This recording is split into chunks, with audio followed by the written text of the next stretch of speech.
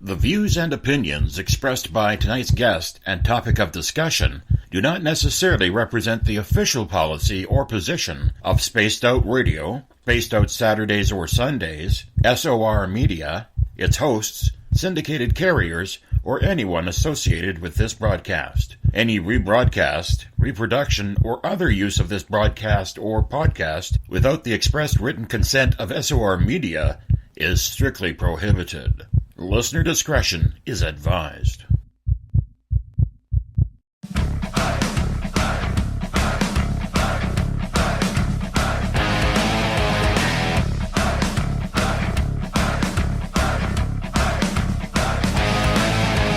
Are you experienced? Then come own the night with us.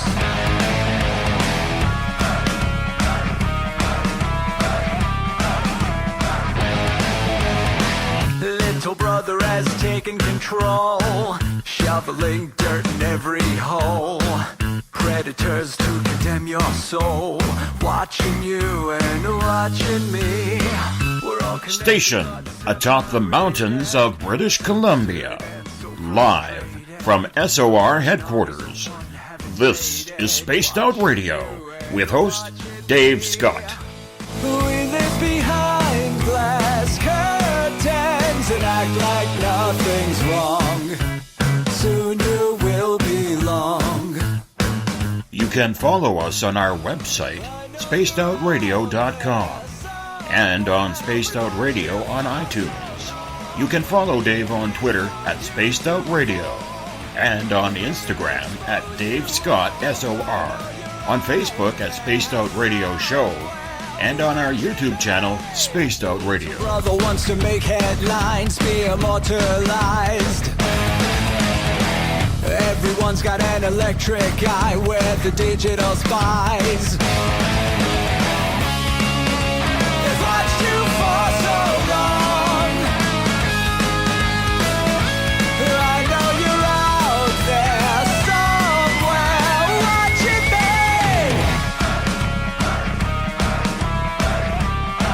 me. Buckle up, space travelers.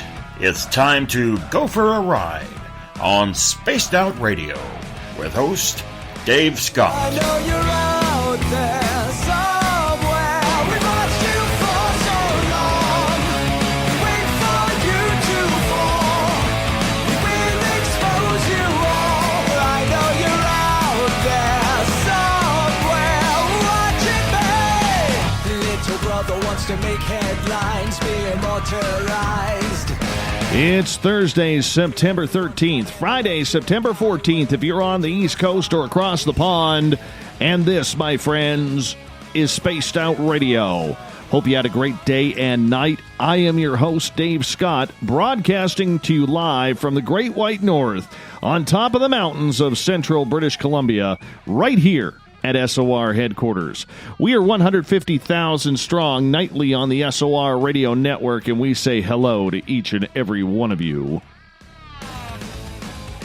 We also broadcast off of Deep Talk Radio, our home on the internet, along with Revolution Radio, UPRN, but we are big fans of Big TJ and Deep Talk. Also, if you want to check out our archives, they are free on our YouTube channel. Go to youtube.com/Spaced Out Radio. Just do me a favor, hit that subscribe button. Our website, spacedoutradio.com, where we have a plethora of features for you.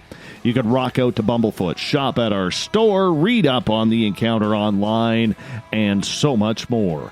Don't forget, you have 2 weeks, just 2 weeks, to prepare and get your plans figured out for the first annual Caribou Paracon, brought to you by Spaced Out Radio and the Canadian Society of Questers. Go to questers.ca. Questers.ca. Click on the fall conference. Get your tickets right now because we want to see you up north here.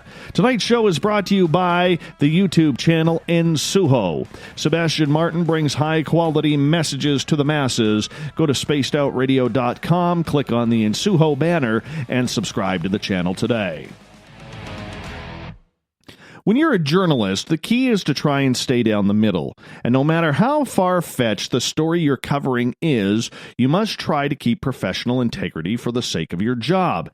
Yes, sometimes in this career, a healthy dose of skepticism combined with the odd shot of something hard helps control those urges of blowing up at editors and news directors for sending such qualified people to hokey storied events. But sometimes, what if you become the story that you don't really believe in? That's what happened with our guest tonight, author Josie Varga. JosieVarga.com is her website where you can find her books, including her newest one, A Call from Heaven, Personal Accounts of Deathbed Visits, Angelic Visits, and Crossing to the Other Side. So let's find out all about death tonight, shall we? After all, it is what we all have in common. Then at the bottom of hour number 3, we'll get into the news with Everett Thiemer and the encounter from our SOR newsroom. But first, we bring in the lovely and talented Josie Varga. First time ever on Spaced Out Radio. So glad to have you here. How are you, my friend? I'm good. Thank you so much for having me, Dave. It's just a pleasure to have you here and to talk about this subject. You know, were you always brought up spiritual, or did you have to learn it the hard way like so many of us? Well, I was raised Roman Catholic, so I always believed in God, and yes, I always believed in the afterlife, but not like now. I mean, the way I would describe it now, Dave, is I know, I don't believe. Because after you have an experience like mine, it's kind of like a knowing beyond knowing.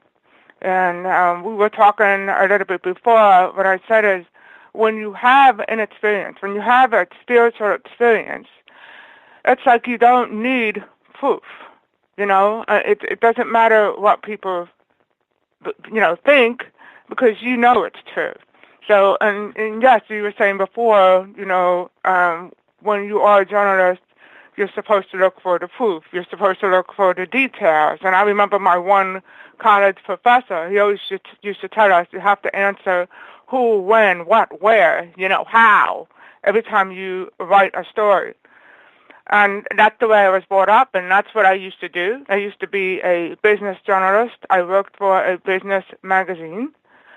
And then what happened is in 2003, I had a very vivid, lucid dream, and in this particular dream, I saw myself going down a hallway, and I get down this hallway, and I go in this door on the right, and I look around, Dave, and I see desks and windows everywhere. And all of a sudden, I see my husband's friend, Rich. Now, Rich was also his former boss, and I want to point out that I never met this man. I saw pictures of him, but I never met him, okay? Spoke to him on the phone, but that was it. But yet, in this dream, in this vision, in this visit, whatever you want to call it, I knew it was him. And when I looked up at him, he looked at me and he said, Josie, thank you for mentioning me in your book. And this was not by words, this was telepathically, this was mind to mind. He was not moving his lips.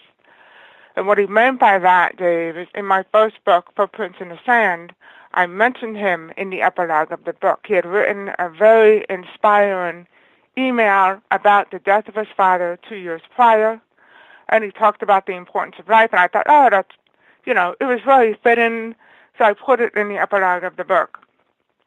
So after he says this to me, for some reason I cannot explain, I look up at him and I say, Rich, you have to prove to me that this is really you. Now, Dave, why I said this, I don't know. But in response to that, he walked over to a desk. He picked up a cell phone. It was one of those flip phones. He opened it up. He showed me a picture of him, his wife, and his son, and he said, Boston is okay. Very clearly, Boston is okay. I understood immediately that this was a message that I needed to get to his wife. However, I had no idea why. The next thing I remember is kind of going through what looked like a window and being on what seemed like a street and looking out, and I see him, and he's standing behind his wife and son, and he kind of looks at me like, okay, Josie, go ahead, give them the message. and pushes me forward with his hands. And when he did that, I woke up in a sitting position in bed, panting and out of breath. I felt like something hit me in my chest. Was I scared? Absolutely, because nothing like that ever happened to me before. The first thing I did, I jumped out of bed. My husband was already at work. I went to go check on my children. You know, my daughter was like 3 months old, and my other daughter was 2. And I said, oh, my God, I called my husband at work. I tell him what happened. And what do you think his response was? His response was, you're crazy. I'm going to pretty much put that as every 5-fingered or 5 senses kind of person, 5 fingers, 5 toes, is, I don't believe it. What are you talking about? Have you gone nuts? Exactly. Get the straight jacket, you know, that kind of thing. And I said, no, you don't understand. You know, this was real. So we kind of compromised, and I sent him an email, and in the email, I wrote about what happened. He sent that email to Rich's sister-in-law, his wife's sister, because they both worked in the same field. They both worked in investment banking. They knew one another. And he basically said to her, listen, if you think this is appropriate, please forward it to your sister. Well, he told me, Dave, that the minute he hit send, you know, he regretted it. He was like, oh, my God, what am I doing? This is crazy. I shouldn't have done this. Then when he told me that he sent it, I was happy because I knew I did what I was supposed to do. Well, 2 weeks go by. We don't hear anything, and we're on vacation. And he gets a message on his BlackBerry from Rich's sister-in-law. And to make a very long story short, they have a brother in Boston. Rich's wife has a brother in Boston. She was considering selling her home and moving to Boston. So we're reading this, and you know how you just don't get it the first time? Well, he reads it, and he reads it again. And then the second time he read it, we were both like, and I realized, oh, my God. Okay, now I understood what he meant when he said, you know, Boston is okay. Tell my wife Boston is okay. And it shook me to the core, and I didn't know what to do at first. I mean, it's not like I said, okay, I'm going to write a book about this, and I'm going to tell the whole world about my experience. No, I didn't do that at all. At first, I was very, very quiet about it. I didn't know what to make of it. Yeah, I knew it was real, but I was afraid to tell people. And then one day I was having a conversation with my sister-in-law, and she said to me, Josie, don't you realize that you've been given a gift? And, you know, David, it kind of hit me, yeah, you know, you have been given a gift, and you can help people by sharing your story. So what I did is I started researching the phenomenon, not with the intention of writing a book at first. It was just so that I understood what happened, so that I understood that I wasn't alone. And I was amazed because I found stories from around the world. And at that point, I decided, you know, I really need to share these stories. I really need to write a book about this because there's so many people out there who have had similar experiences. And I think it's important for them to understand that they are not alone and to understand that life truly never ends. So that's how it all started for me. And then it led to the rest of my books. I want to go back to your journalism days for a minute here, because as journalists, we're a little snarky, we're a little whiny, we are a little bit, cranky when we get these silly subjects of after death or UFOs or haunted places. We never really like covering the silly stories as journalists. We always think of it as it being beneath us. When you were working as a reporter, did you ever think that you would be covering or writing stories like this? And what did you think about them back then? I never thought I was doing anything remotely close to this.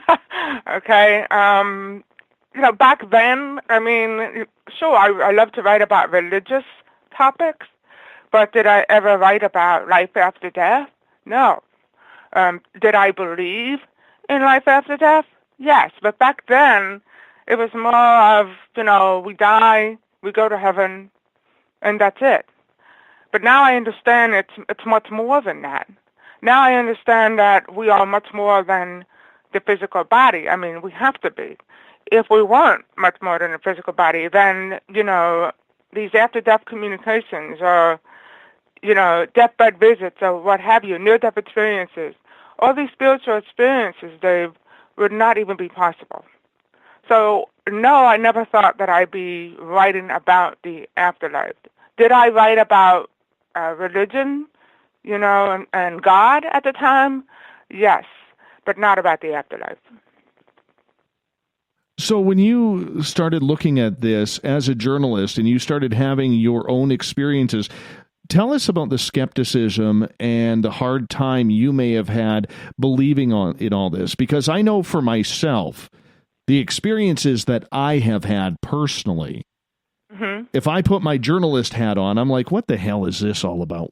What is even going on? This doesn't make any sense in life whatsoever. Did you go through that personal conflict? Oh, what I went through, I didn't go through the conflict of what's going on here, this can't be real or anything like that, because all I can tell you is when I was in the moment, when I was there with my husband's friend, I knew it was real. In fact, when I came out of that date, I made a comment that it felt more real than this reality. And I honestly, you mentioned my journalism mind. Yeah, I can't understand how I can say that, but that's exactly how it felt. It's almost like, that's reality and this isn't. I don't know how to explain that. So, I don't know. I mean, it really wasn't an issue for me as far as belief, but what was an issue for me was I couldn't understand. Remember, I told you that I never met this man, okay? So when I had the experience, I'm thinking, why in the world did he come to me? And in fact, when I first started researching the phenomenon, that was really what I was searching for. I wanted to know why. Why did you come to me? Why didn't you just go to your wife and tell her Boston is okay? But then now, and I've been doing research for almost 20 years now, and I understand why he came to me, because conditions have to be right on both sides of the veil, and you have to be open to it. So it's possible that he tried to connect with his wife, and he couldn't get through to her. But it's also, when you think about it, okay, now remember, I never met him, right? Now he comes to me. So now his wife, who also never met me, gets this message. Why would I make that up? I have no reason to. So it's also more validating for her coming through me, because here she is a widow, and here she's thinking about moving to Boston, but she's feeling guilty about selling her house. But now she hears from somebody, an unlikely person, that her husband said Boston is okay. So, oh my God, this has to be real. It can't just be my imagination. It can't just be my guilt. You know what I mean, Dave? I know exactly what you mean. And, I had a situation like that a couple of years ago when a good friend of mine passed away. And I actually, had a conversation with him privately, when he was on the other side. I know that sounds a little hokey and a little bit, oh, come on, Dave, don't go through that. But I went there. I have no problem admitting that. And when his twin brother found out, he absolutely went ballistic on me. And it cost me another best friend of 28 years. And it's a difficult process because you are so unsure of whether or not you should open up your mouth as to say whether or not you got that message or you got that talk in. And I can tell you right now, if it happens to me again, I don't think I would say anything. I really don't think I would say anything. And that's more for self-preservation and self-sanity than it is about helping the spirit out to connect with their family again. Well, you have to go with that inner voice. You have to go with what you feel is right. I mean, I have people in my own family who don't believe in what I do. My sister is very much a non-believer. She says she wants to believe, But, she really doesn't believe in what I do. I mean, she's like, oh, why do you write about that stuff? Why don't you just write a nice fiction novel, like a new Harry Potter novel? And I said, you just don't understand. And, this is important to me. And I do what I do because I'm helping others. So, like I say, Dave, you just have to be true to yourself. And maybe when you have that next experience, maybe, that voice inside you will say, forget it. I am going to say something. You don't know how you're going to react until you're in the moment.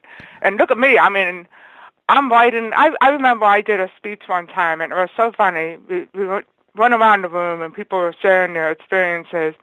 And this woman looked at me, and she said, oh, my God, it's so hard for me to stand up and share this experience. And there were only maybe about, I would say 30 people in the room, and we were in a circle. And I said to her, what about me? I said, do you know how hard it was for me to actually write a book about this and really put it out there?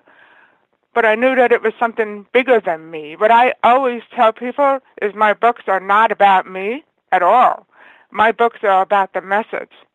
I'm trying to help people understand that life never ends and love never dies, and that's what's important to me. How do you help, though, if people don't want help, or more importantly, they do not believe in help? Well, when I first wrote my first book about this visit from heaven, someone came up to me and said, you know what, Josie, you're not going to change minds. There are going to be people out there that are going to be very stubborn, and you're not going to change minds. And my response was, well, I can only hope to open minds. So that's what I do. I mean, there's a difference. You have to be skeptical. Let's face it. There are a lot of fakes out there. It really breaks my heart when I hear about certain psychic mediums that just take advantage of people. So you do have to put your guard up. There are a lot of fakes out there. But then you have a lot of genuine people. So you just have to be true to yourself, and that's what I do. I do what I feel is right. I always say that every time I write a book or do a radio interview or what have you, that I'm doing it for a reason, that there's somebody out there that needs to hear the message. And that's what I focus on. One of the things that I always like is the message. What is that message? Because, these are the type of messages that can bring people to their knees because they miss, they hurt, they feel so bad. They feel incredibly bad. And, I'm not afraid to admit, I had my 29-year-old nephew pass away in July. And I've been very open about that show. I actually went on air 2 hours after I had found out he died because I needed to be on the air. But I can tell you right now, he's come to me. He's come to me, and I could feel it when he's there. His attitude is there. I can hear his voice, the way he talks. And knowing now what I know about spirituality, about the afterlife, and what I believe, I am pretty much convinced it's not imagination. We had a lot of paranormal events come right after his passing. I had them. My sister had them, which is his mother. My mother, his grandmother, had them. So it's very interesting to watch how it kind of works. And then when all of a sudden you have all that happen, and then you have these messages coming through from the other side, you're like, okay, there you are. How you doing, kiddo? And you just kind of run with it. But it's so much easier when it's happening to you and you're not having to be the transmitter for somebody else. Right. And when I set out to write the first book, every story had to have an element of proof to it. With my case, for instance, I had no idea what Boston is okay meant. I had no idea that his wife had a brother in Boston and was considering selling a home and moving there. So that to me was my element of proof. And the whole book is like that. For instance, there's a story in the book that is very personal to me because it involves my own Uncle Tony, my cousin Maria. My Uncle Tony, Dave, died of brain cancer. He had glioblastoma, okay? And 3 weeks after he passed away, my cousin had to go have a colonoscopy. And while she was under anesthesia, she had a very vivid dream. And in the dream, she saw her father, okay? And he looked at her and he said, Maria, why are you so sad? Look how happy I am. I'm here with everybody. Don't feel sad for me. We're all happy. And then she said he opened his arms wide and he motioned to the people around a long table behind him. And then she noticed behind him many of my other deceased uncles, my Uncle Carmen, my Uncle Angelo. They were all sitting at this table, right? And they're eating, they're having a good time. But one thing struck her. She said she noticed an empty chair at the table. And in this vision, she wondered, why am I seeing this empty chair? But she said she felt as though my uncle wanted her to pay attention to that empty chair. And she said once she did, she heard the sound of the nurse's voice waking her up. Okay? And she told me, Josie, I didn't want to wake up because it felt so peaceful. It felt so calm. I didn't want to wake up. But she wakes up. And once she went home that day, Dave, she found out that her neighbor across the street, her neighbor Barry, had just passed away that day. Okay? He had melanoma. Now, let's go back 2 weeks prior to that day. 2 weeks prior to that day, she sees her neighbor. Her neighbor tells her, Maria, you're not going to see me. This is the last time you're going to see me. He said he was taking his son on a trip to Hershey in Pennsylvania. And she didn't think anything of it. Well, he ended up coming back by ambulance. And that following week, she went to go see him. He was in a hospital bed in his living room, pretty much comatose, still alive but not talking or anything. And she leaned down and she said she whispered in his ears. She said, Barry, when you get over to the other side, send me a sign that you and my father are all right. Because Barry and her father knew one another. They both were suffering from cancer, and they would often get together and talk and walk and things like that, so they knew one another. So she said, Barry, when you get to the other side, let me know that you and my father are all right. And for some reason, she said, flick the lights. Flick the lights. She said she had no idea why she said that, but at the time, she just said, flick the lights, okay? On the night of his death, that same day of the colonoscopy, she couldn't sleep. So she looks over at the clock, and it's 3 a.m. She makes her way downstairs, thinking about her father and Barry. She happens to walk over to the window, because Barry lived across the street. She looks over at Barry's house, Dave, and all of a sudden, she sees his porch light flick on and off, okay? She stares at this in, disbelief, looking at this light going on and off. Her heart's racing, because she's remembering her words to Barry. She said, flick the lights. So she quickly dismisses the thought, runs up back to bed, feeling a little unnerved, okay? The next night, again, my cousin Maria can't sleep. Again, she looks over at her clock. Again, it's 3 a.m. So she makes her way back downstairs, over to the window, and looks at Barry's house, okay? She was shocked to see his porch light go on and off again. This time, she told me, she felt really overwhelmed, and just ran back upstairs to bed. The following night, okay, the third night, again, she wakes up at exactly 3 a.m. But this time, she said she was actually anxious to get over to the window because at that point, she was like, oh, my God, this is real. He's communicating with me. So she runs downstairs again, goes to the window, looks over at his porch. Again, the light flicks on and off, on and off. And she said at that point, she knew it was a sign, and she acknowledged it as a sign, and she thanked Barry. Well, what's interesting about this, she saw the wife a few months later, okay? And she thought, well, maybe there's some kind of a short, in the light. Maybe there's something else going on. So she asked the wife about the porch light. And do you know what the wife said, Dave? The wife said, no, actually, Maria, that light hasn't have a bulb in use. The light had no bulb. So here the light is going on and off, and there's no light bulb in there. There's no bulb, yeah. You got to be kidding me. I know, right? I know. That, to me, I could not believe that. That was unbelievable. So, and that happened to my cousin, Maria. And she's had other experiences, but that was just amazing. Growing up, did you have experiences yourself? Like, had you seen a ghost? Had you, had any type of intuition or premonitions come true previous to this situation?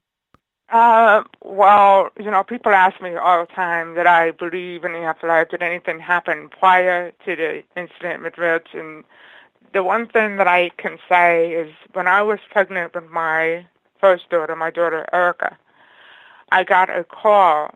They had this test. I don't know if they do it today, but it was called the AFP test, where they check your chromosomes, and I went to go get the test done, and I got a phone call from the doctor, and the doctor said, Josie, I'm sorry to tell you this, but we think the baby has Down syndrome. I was like, what? That we think the baby has Down syndrome. I was like shocked, okay? Now, I was born with a disability myself. I was born with cerebral palsy. So I was absolutely shocked. And even though the, disability is not hereditary, I felt absolutely awful. And that night, I got on my knees and I prayed to my grandmother. I do believe in praying to our loved ones on the other side. So I prayed to my grandmother. When I went to sleep that night, my grandmother lived in an old two-family house, okay?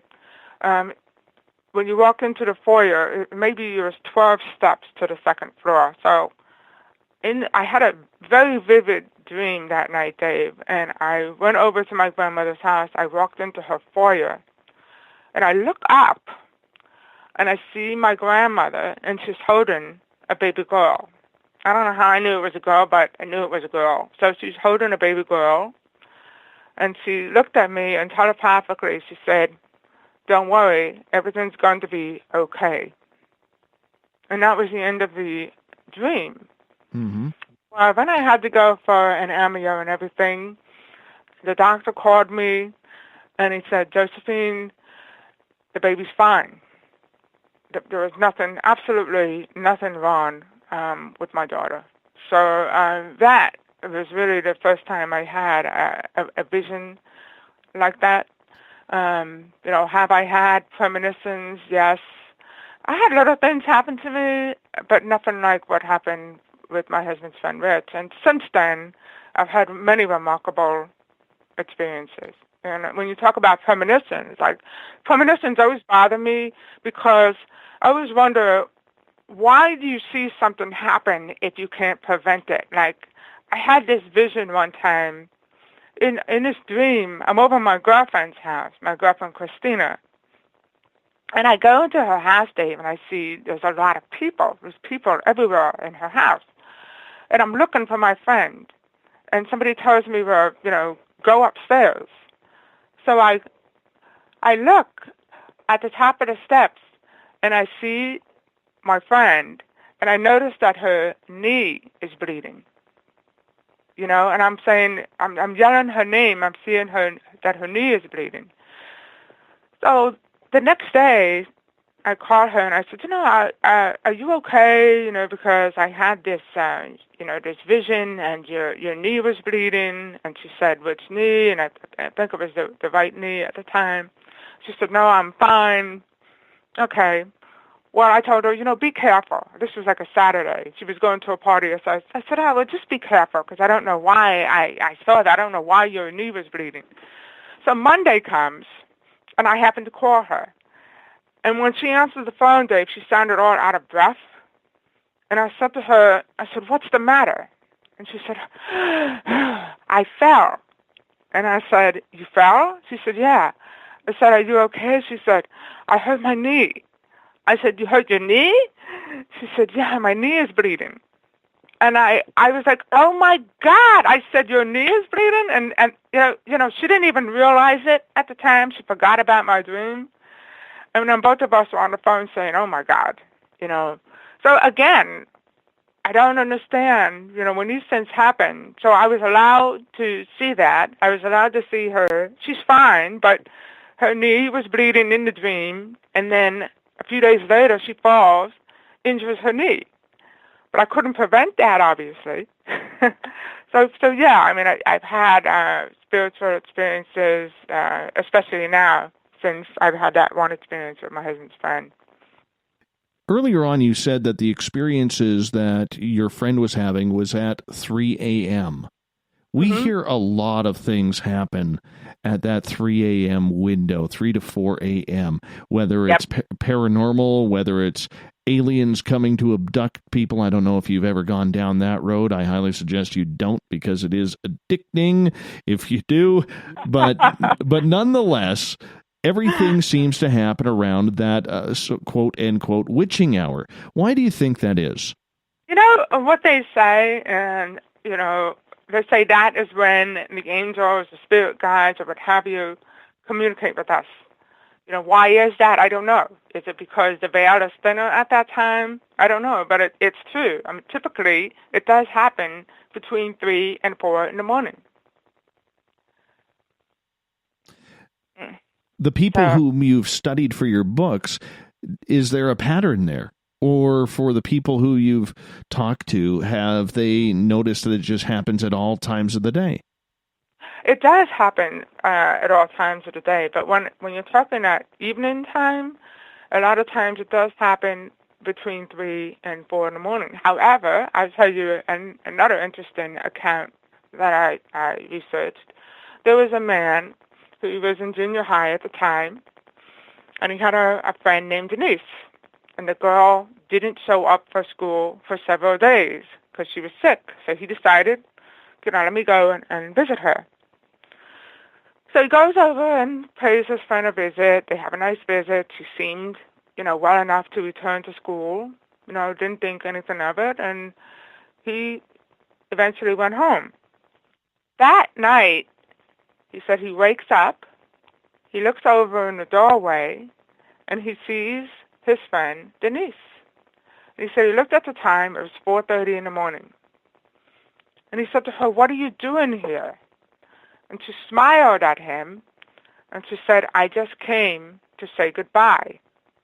And he said, he doesn't know if he was half asleep, but for his 16-year-old mind, he was satisfied with that, and he just went back to sleep. But he couldn't understand, how did she get here? What is she doing here? Okay? So he wakes up in the morning. He's very perplexed by it. But he gets ready. He goes to school. And he sees a lot of kids hanging out, in groups, talking. Apparently something happened. Everybody was talking about it. And then somebody comes up to him and says, "Did you hear about Denise?" And he says, "What do you mean?" And they told him that it turned into pneumonia, a really bad pneumonia. She was rushed to the hospital, and she died at exactly 4:30 that morning. And that is exactly when he saw her. So, things do happen mostly, I've heard, between 3 and 4, but they happen at all hours of the day. When you were doing your research in regards to all of the books that you have written on this subject, were there any patterns that you were able to see in between each and every story that you heard? Well, it depends on what kind of experience, what kind of experience you're talking about. Like in my recent book, I talk about deathbed phenomena. And with these types of experiences, you see visual signs. And by the way, what I mean by that is when people are on their deathbed, they often see deceased relatives, deceased friends, divine figures, what have you, that come to take them to the other side. And what I tell you, what I learned from that book is that no one dies alone, okay? But there are 7 different types of deathbed phenomena. And the first one, as I mentioned, are visual signs, where they see deceased loved ones. The second one is gateway. A lot of times when people are on their deathbed date, they actually see a gateway or a portal, if you will, open up in the room. There's one story that really stands out for me. In this particular story, the father was in the hospital, but he had lost his daughter just months before. And they said that when he was in his hospital bed, he kept looking up and saying, isn't the sky beautiful? Isn't it beautiful? But of course, they didn't see any of this. Well, shortly after, right before he died, she said there was almost like a mist in the room. And she heard her deceased sister say, don't worry, heaven is beautiful. And shortly after that, her father passed away. Okay? Another thing is atmospheric changes. There's, changes in temperature and things like that. Another thing is synchronicity. An interesting story that I read, at the time of this woman's death, when they went to her house, they found that every single clock in her house, I don't remember the exact time of her death, but let's say it was 4 p.m., okay? At the time of her death, every single clock in her house was stopped at the time of her death. So, synchronicity. I know that when my sister-in-law's aunt died, the phone was ringing, and the alarm went off, and all these different things happened when her aunt died. The fifth one is dreams. A lot of people are warned of someone's death in their dreams before it happens. And another one is auditory dreams. Sometimes when people are on their deathbed, they hear music. They hear, the sound of angels and things like that. And the seventh one is shared visions, where other people in the room, they don't even have to be in the room, but they can be someplace else, and they share the same physical sensations as the person who is dying. But, one of the most amazing things for me when I was working on the latest book is coming across what they call peak Indian experiences, okay? And what that means is it's when the person, well, let me put it this way. There was this little boy named Eddie Cuomo, okay? So Eddie Cuomo is in a coma. He's 9 years old. And this was done by Dr. Bruce Grayson at the University of Virginia. He published a paper and included the story, and it's one of my favorites. But in the story, Eddie is 9 years old. He's in a coma. His fever finally breaks. Okay, he had a very high fever. His fever finally breaks. He comes out of it. He's okay. And the first thing he says is, "Oh, I saw Grandpa Como, I saw Aunt Rosie." He's mentioning all these relatives that are deceased. But then he shocks his parents, Dave, because he says that he also saw his 19-year-old sister, Teresa. And his father says, "What do you mean?" He says, "Yeah, I saw her, and she told me that it wasn't my time, that I had to go back." So the father becomes very upset, obviously, and he says, "I just talked to her. I just talked to her 2 days ago." Well, when they go home from the hospital, there's a message from the school. The sister was actually killed just after midnight in a car accident, but they didn't know it. But yet this little boy saw his sister, and she told him that, he had to go back. So it's when they see people in the room not known to be dead. So how do you even explain something like that? Sorry, I couldn't find. You know what I mean? How do you even explain something like that? It's right. No, I hear what you're saying, and there are a lot of stories that go around. Do most of these experiences happen to the family members, or have you also talked to people about their near-death experiences? Sure. The second birth dealt with near-death experiences, and I've heard some incredible NDEs as well. When I was working on Visits from Heaven about afterlife communication, I came across all these NDEs, and yeah, I've heard of them, Dave, I've heard of them, but, not in depth like that. And I was talking to my friend Christina, and she told me about an experience she had. A lot of people have these NDEs, but they don't understand them. And you really can't pinpoint. Millions of people have these experiences, and IANS, the International Association for Near-Death Studies, estimates that almost 800 people have NDEs daily, okay? But it's kind of hard because not everybody shares their experience, whatever kind of experience you're talking about, afterlife communication or whatever.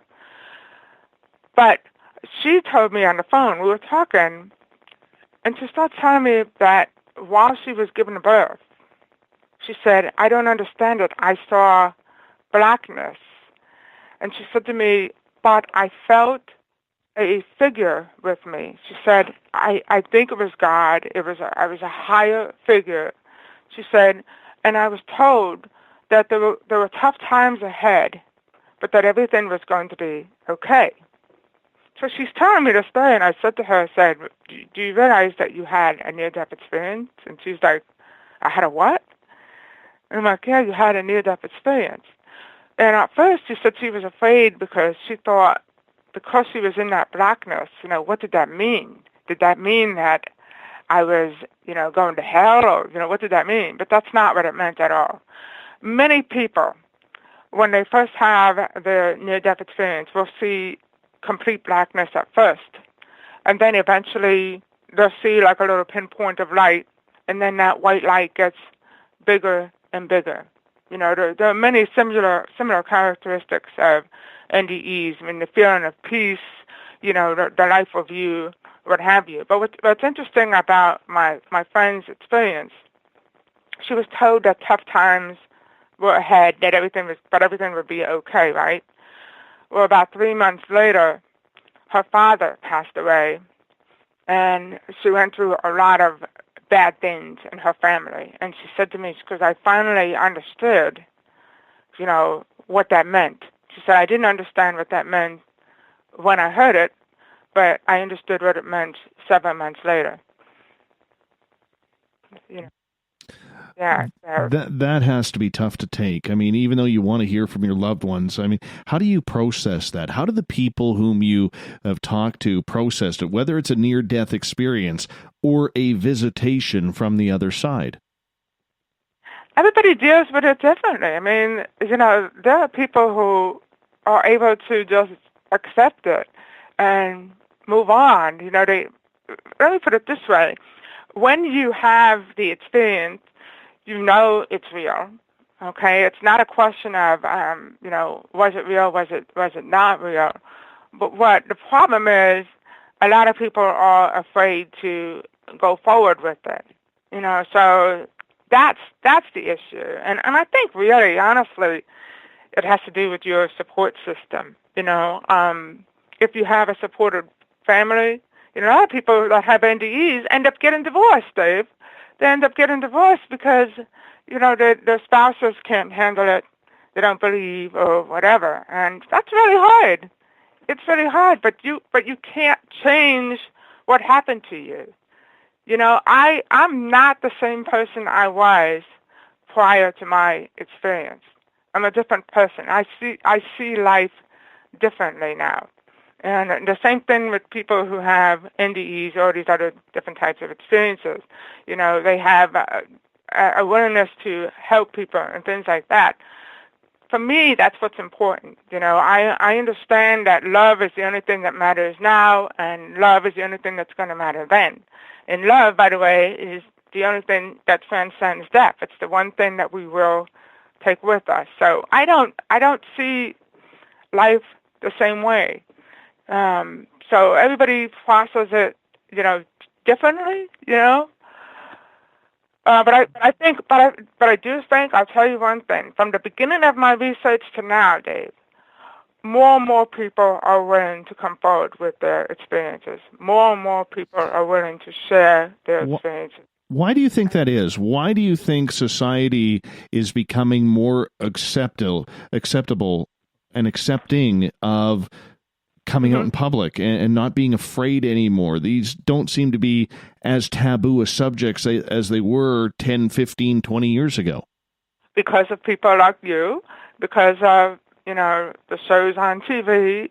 They had a show, Roma Downey, Angels Among Us. It's more, you turn on the TV and there's so many different paranormal shows on there now. And there's so many books, not just my books, but many other authors that are bringing these experiences to light. That's why I think, and that's one of the reasons why I do what I do, I think it's important for people to understand that they are not alone. I'm working on a book right now which combines all of my research into one. And I wanted to start with pre-birth experiences. When I first started doing my research and I was working on afterlife communication, I came across a term called pre-birth experience. And I thought to myself, I had never heard of that at that time. And what that is people who remember, being born. They remember what it was like before they were born. Well, obviously, if there is no real, spiritual, we die in the physical, but we don't die in the spiritual. So if there is no real death, then obviously we were around before we were born, okay? But when I first started to, read these stories, I thought, oh my God, okay, this is crazy for me even to believe at that point, okay? I had a hard time when I was reading through all these stories. So that same night, I go to dinner, and I'm with a bunch of friends, and my friend says to me, hey, Josie, how's everything going with this book you're doing, and how's your research going? And I looked over at her, and I said, oh, yeah, I just came across something today called a pre-birth experience, and I was telling her about it. Well, later that evening, Dave, her husband pulled me aside.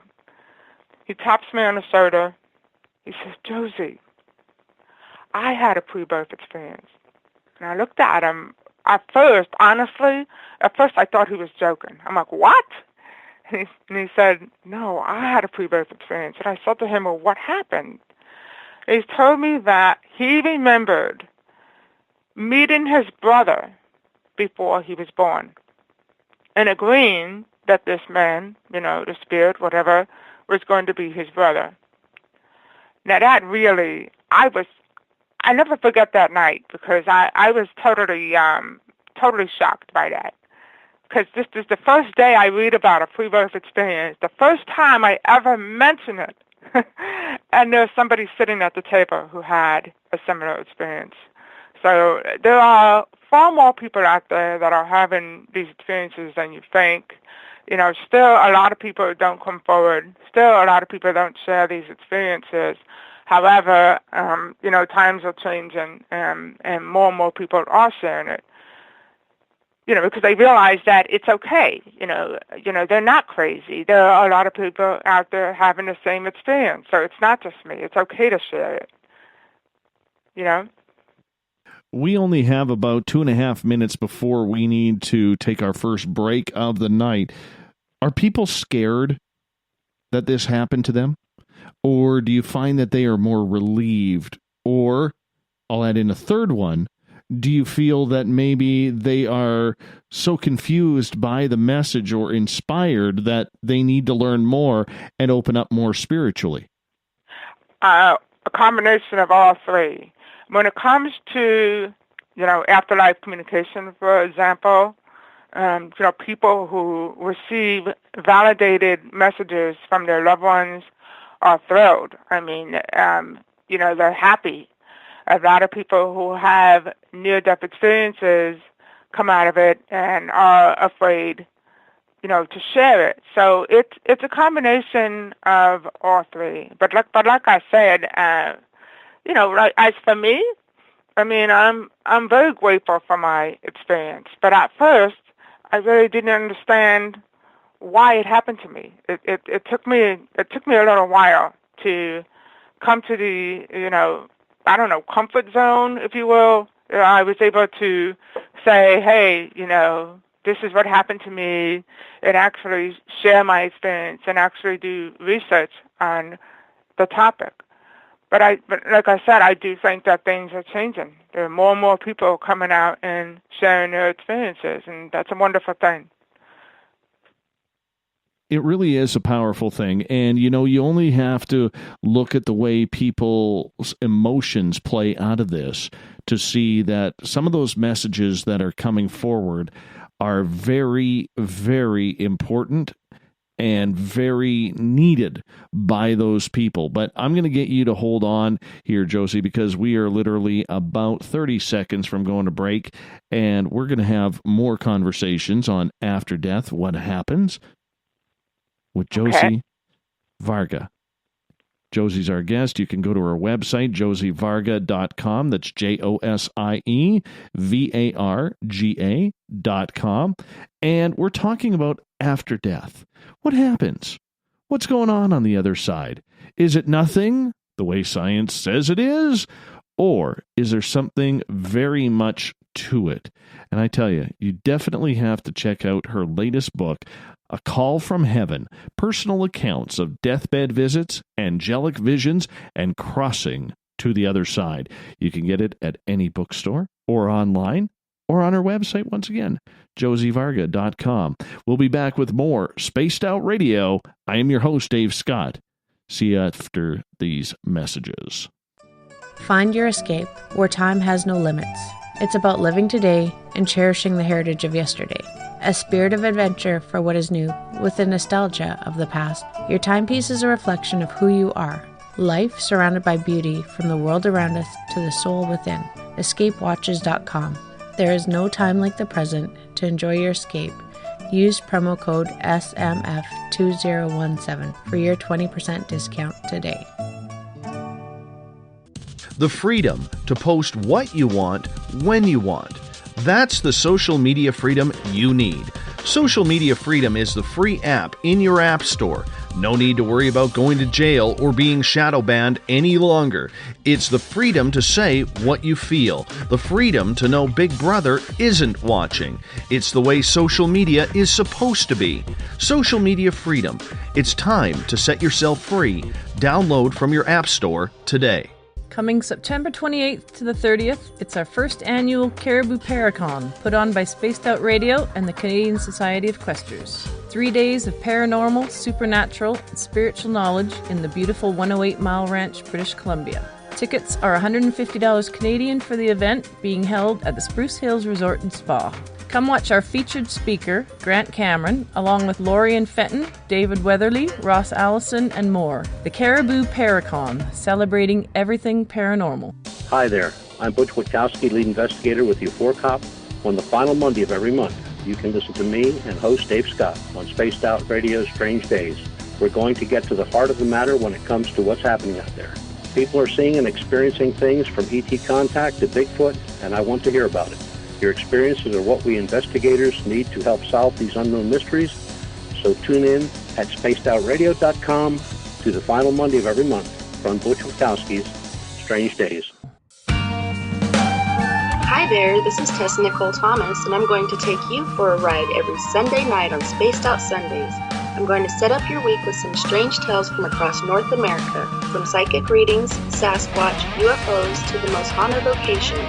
Come join me at spacedoutradio.com starting at 9 p.m. Pacific, midnight Eastern, and let's get weird together. I'd love for you to join me. Spaced Out Sundays at spacedoutradio.com. There's news, and there's The Encounter.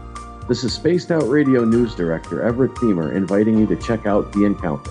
Our half-hour news segment every Monday through Friday night is different compared to what you're used to. Our goal is to bring you the weird, strange, and interesting stories the mainstream tends to leave out, and stories that will make you scratch your head in disbelief. The Encounter can also be found at spacedoutradio.com and on our Facebook page, SOR The Encounter. Come give us a read. We're bringing scientific thought to the paranormal. Hi there, this is Spaced Out Radio scientist Chris Cogswell.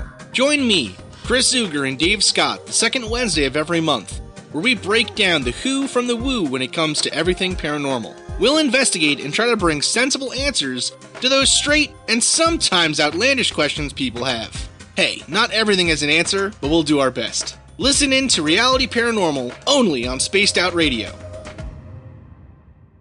Heading to Vancouver and looking for some great nightlife? The Moose Vancouver is the place to be. Catch a game on one of the big screens or just come rock out to your favorite 80s and 90s hair bands. Great food starting at $6.95. The Moose Vancouver is open until 2 a.m. nightly. It's easy to find near the corner of Nelson and Granville. The Moose Vancouver is the official rocking bar of Spaced Out Radio. Are you interested in advertising on Spaced Out Radio? Head to our website at spacedoutradio.com and click on our advertising tab. There, you will find an assortment of ways you can get your product out there with us, from radio commercials to banners and social media. Have a product you like our hosts to endorse? We can do that too. Visit spacedoutradio.com for more details. Do you want to know what's really going on in your world? Do you have questions about who you can trust in the mainstream media? Then look no further than the Rebel Planet. Come get the straight answers right here at spacedoutradio.com. Join me, Jamie Sexton, creator of Rebel Planet News, as I fill you in on the stories behind the stories. All you truth seekers, be sure to tune in to Rebel Planet on spacedoutradio.com the third Thursday of every month. Visit purpleplates.com today. For over 40 years, the Purple Energy Plates have been delivering amazing results for their many customers. Inspired by the great genius Nikola Tesla, the harmony, healing, and energetic effects of the plates have proven over and over to be beneficial and often miraculous to thousands of customers. Check their site for daily specials and choose from their many energy products. You won't be sorry. Visit them today at purpleplates.com. So, you love talk radio? Then you'll love TalkStreamLive.com. TalkStream Live is always on, 24/7, with the best streaming talk shows. Find your favorite talkers and discover some new ones. It's free, readily available online or on mobile with any smartphone or tablet. Finding your favorite talk shows all in one place has gotten a whole lot easier. Just go to TalkStreamLive.com. Be sure to download the free apps from Google Play or the iTunes App Store.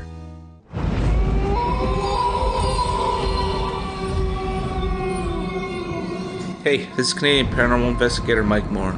The third Wednesday of every month, I'll be teaming up with Dave Scott to bring you Ghosts of the Great White North. Each month, we will bring on guests from across Canada to discuss their ghostly encounters. Canada is a paranormal hotbed with stories you've never heard, so we're going to bring them to you. So get comfy on your Chesterfield, grab a donut, and join us, eh?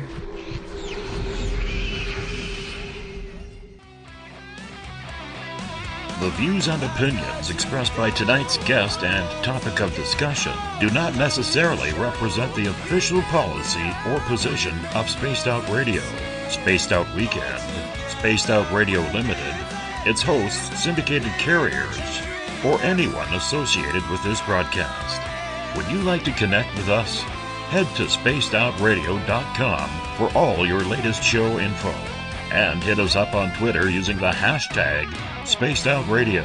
Now, back to Dave Scott and SOR. Welcome back to hour number 2 of Spaced Out Radio tonight. I am your host, Dave Scott. Thank you so much for being with us. Tomorrow night on the program, we finish off the week with the strange tales of David Weatherly. We get going at 9 p.m. Pacific, midnight Eastern at spacedoutradio.com. We welcome back everyone listening in on the SOR Radio Network and Deep Talk Radio. And don't forget, you can check out all of our archives for free. Go to youtube.com/spacedoutradio. Do me a favor, hit that subscribe button. Bill Cardwell has set the password for tonight in the SOR Space Travelers Club. Nihilarctical is your password. Make sure you use it wisely, Space Travelers, as Bill sets a password each and every night right here on the mighty SOR. Our website is spacedoutradio.com, where we have a plethora of features for you. You can rock out to Bumblefoot, shop at our store, read up on the encounter online, and so much more. Don't forget, you can now go to questers.ca. That's questers.ca.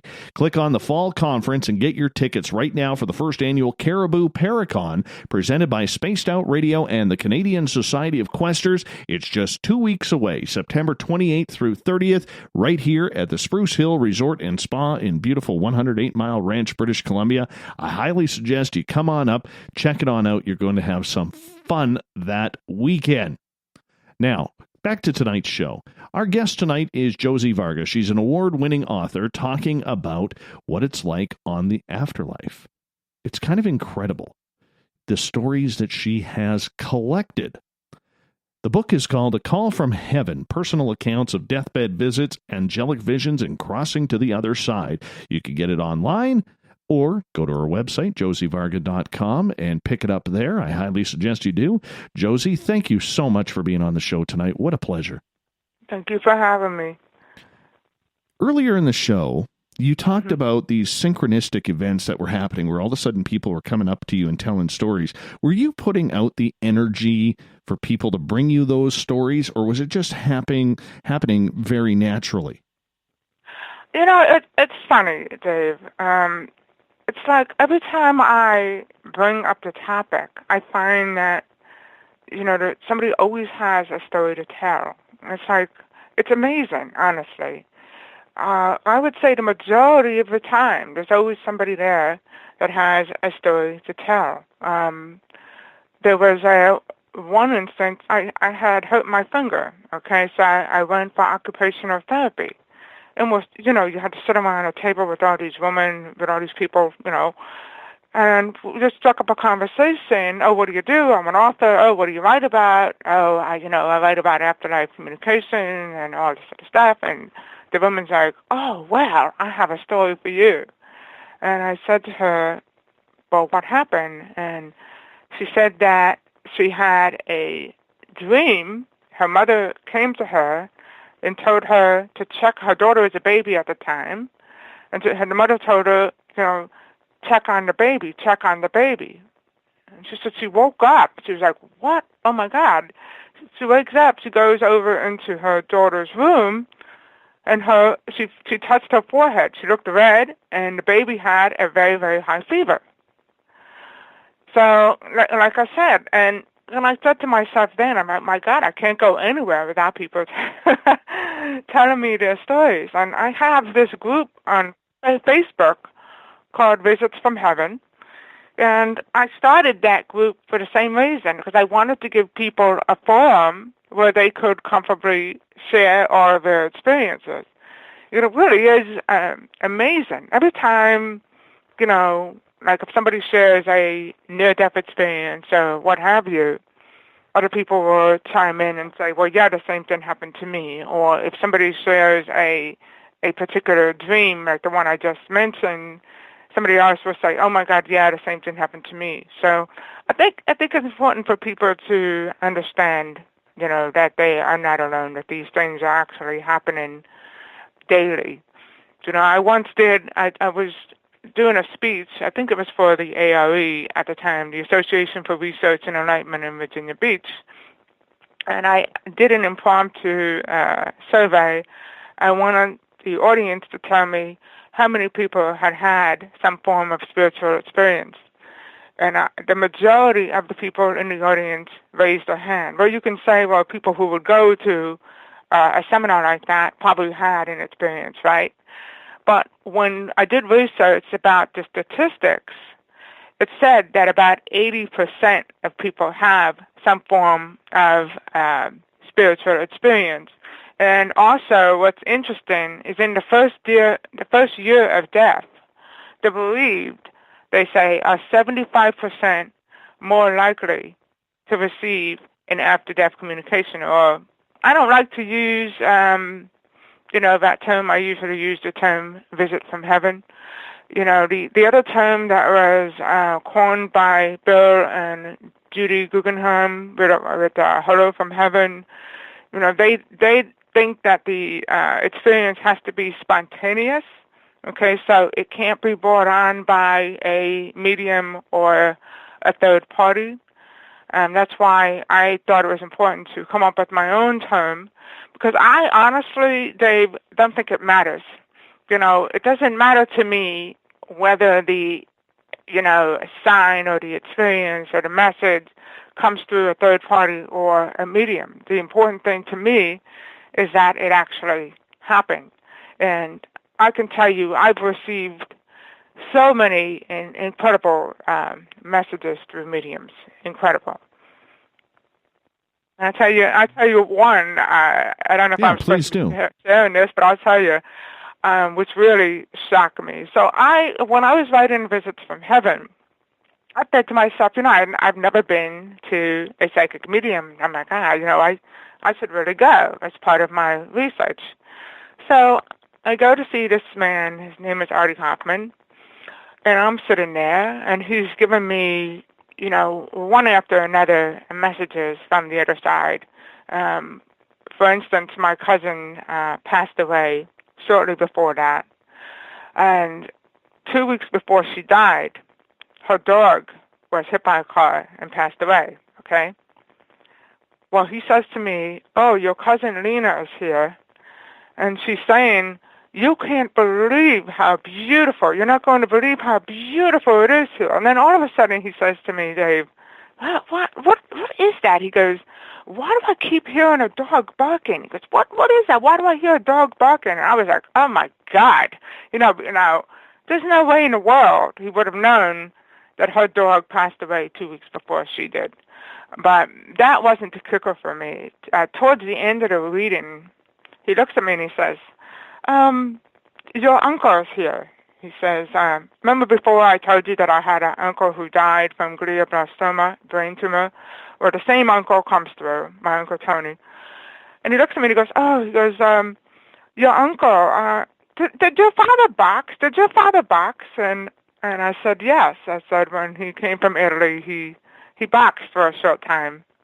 He goes, well, your uncle's saying that your father took a dive. And if your father denies it, bullshit. and I was like, oh my God. Okay, I didn't know what to. He actually said that, so I didn't know what to make of that. I had never. Pretty much sums it up. Yeah, So anyway, so I was shocked, and what I did was when I went home, I called my father. My father and mother live in Florida, so I called my father. I'm like, oh, hi, Dad, how you doing? I didn't really know how to say it. So I basically said, Dave, I said, so Dad, when you came from Italy, you boxed, right? And he said, yeah, I boxed.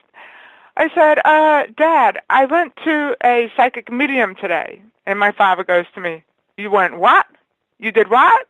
And I said, I went to a psychic medium today. I said, there's people who communicate with people on the other side. And my father was like, yeah, whatever. Like he never heard of that. So he's like, whatever. I said, well, Dad, listen, Uncle Tony came through. And my father goes, yes. And I said, Uncle Tony says that you took a dive when you boxed. I said, is that true? Dave, you could hear a pin drop. My father was so quiet. He was so shocked on the other end, he didn't know what to say. And then all of a sudden he said, oh, my God. He said to me, I didn't even tell your mother. So this is something that my father didn't share with anybody, but yet my uncle is giving me this message from the other side. Now, this is something I didn't even know. This is something my family didn't know. You know what I mean? So that was really unbelievable. I'm still friends with him, and we still bring that up from time to time. That was really an amazing experience. And then he also said to me, your brother recently fell. And I go, what do you mean? He goes, your uncle is saying that your brother recently fell. And I didn't know what he was talking about. So I talked to my brother, and my brother said, oh my God. He goes, yeah. He goes, I was helping my brother-in-law move. He goes, and I fell. So again, how do you explain this? other than to say that it has to be coming from, had to be coming from my uncle, because I really don't have any other explanation for it.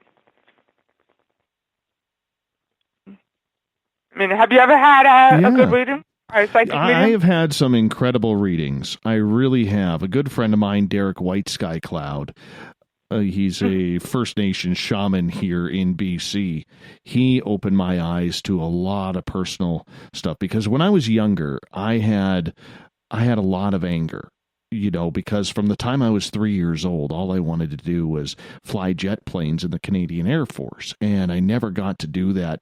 And when something just seems so true and so right, right? And I'm going to keep that personal between me and Derek, but it was something that he really opened my eyes to, and really brought a lot of comfort back to me, because I never got to fulfill the dream.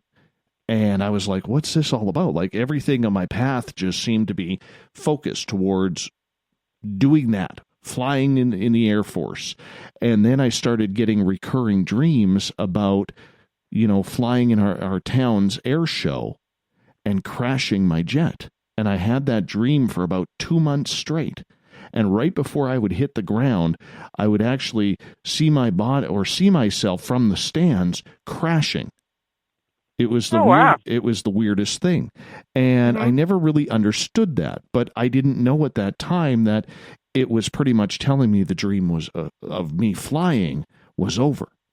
So Derek was really, really good in helping me out. And Derek's been a guest on this show multiple times. I just absolutely love and admire the guy. And, usually when he says something, I listen, because more times than not, I'm going to say 8 to 9 times out of 10, he is bang on. Yeah, wow. Well, I've had a lot of incredible readings myself. And people always say to me, well, do you have to go to a medium? Can you get if the deceased can communicate to a medium, well, why can't they communicate to their loved ones? And the answer is they can. They absolutely can. You just have to be open to it. And, once you ask for a sign, then, look for, I'll give you an example. I just celebrated my birthday on Monday, okay? And that night, I asked my grandmother and my godmother for a sign, the next day on my birthday. Well, my grandmother, Dave, her birthday was July 11th, okay? So the next morning, I wake up to the sound of all these birthday, I didn't know what they were at the time. When I looked at my phone, I saw that they were a bunch of birthday messages coming through on Facebook. And when I looked at the time, it was exactly 7/11, which is my grandmother's birthday. So I knew it was, a sign from her. But what is interesting about that, the first time I asked my grandmother for a sign, the next morning I woke up from a deep sleep at exactly 7:11 a.m., okay? Once they know that you recognize a sign as being from them, they will repeat it. A few years ago, I flew to Florida with my brother and sister. We went to surprise my mother because it was her birthday, okay? Well, my sister had made the arrangements, got the tickets and all that, and I didn't pay any attention to the flight number. We get out of Fort Lauderdale Airport, and we're in the front of the airport, and this man, for whatever reason, comes up to me and says, what flight were you on? Were you on flight 711? Were you on flight 711? And I look at him, I go, what? He goes, the flight number, were you on 711? I looked at my sister, and I said, Virginia, what flight were we on? And she said, 711. And that hit me, 711, that's my grandmother's sign. And here we are, going to Florida to celebrate my mother's birthday, her daughter. So my grandmother has come through several times with 711. So that's why I knew that, the other morning when I woke up to all those birthday messages coming through at 711 that it was my grandmother. Wow. And, you just have to, when you talk to those on the other side, they can hear you. So, people say, well, what do you do if you want a sign? Well, if you want a sign, ask for it. I mean, you can You can ask for a specific sign, or you can just ask for any sign. Sometimes it happens, sometimes it doesn't. I mean, obviously, it doesn't happen, on command. And when they communicate with us, Dave, they communicate with us in ways that they know we will understand it, in ways that they know we will identify it with them. For instance, my brother-in-law passed away in September of last year. My brother-in-law was a heavy smoker, and he ended up passing away from lung cancer, okay? Well, shortly after his death, the following week, I believe, maybe 5 days after he died, I came home from the supermarket, and I was bringing groceries into the kitchen, and all of a sudden, like we don't smoke in my house, and I didn't have any windows open, All of a sudden, the whole room smelled like cigarettes. It smelled like cigarette smoke, and I thought, oh my God, what the heck? So I said to my daughter, I knew immediately that it was my brother-in-law, and I said to my daughter, who's upstairs, I said, Leah, hurry up, come down. She comes downstairs. I said, do you smell that? And she said, no. I said, I don't smell it anymore either. I said, but I smell cigarette smoke, and I think that was Uncle John. So, okay, that was the end of that. A few days later, my daughter calls me. I'm not home. My daughter calls me. She says, Mom. I said, what? She said, I'm in the bathroom. I'm putting makeup on. She goes, the whole room smells like cigarette smoke. She goes, weird. She says, I know it's Uncle John. And it gets better. Keep listening. So I said to her, oh, wow. She goes, yeah, I think it's Uncle John. So, okay, that's the end of that. About 2 weeks after that, my daughter was doing a fundraiser for the homeless, okay? And God bless her. And what they did is they slept on the sidewalk at night, right? And then in the morning, they went into the church and they did a mass. They had a mass in the morning. So, okay, so they sleep on the sidewalk. They go into the church for the mass. She goes up to get the Holy Communion, and she goes back to her pew, and she's praying. And as she's praying, she's saying, Uncle John, I miss you, I love you, right? She's talking to her uncle in her prayers. All of a sudden, as she's talking to my brother-in-law in her prayers, her friend that's kneeling next to her taps her on the shoulder. And she got annoyed, Dave, because, she's in the middle of praying and her daughter and her friend is interrupting her. So she looks over at her and says, what? And her friend says to her, Leah, don't you smell that? It smells like cigarette smoke. So my daughter was like, oh, my God. Obviously, there was nobody smoking inside the church. There was no cigarette smoke anywhere, but yet this girl smelled cigarette smoke. Okay, so I heard that, and I thought, oh, my God, And she goes, Mom, I know it was Uncle John. I know it was Uncle John. So about 3 weeks after that, I was invited to go to a spirit circle, okay? And there were 2 mediums that came from England, and I was invited to attend. So the event took place at a Masonic temple here in New Jersey. And I'm sitting in the room, and one of the mediums gets up, and he, leads us in kind of a meditation. Now, let me explain. And that night, I did not feel well. I had like a sinus infection or something brewing, and I did not feel well.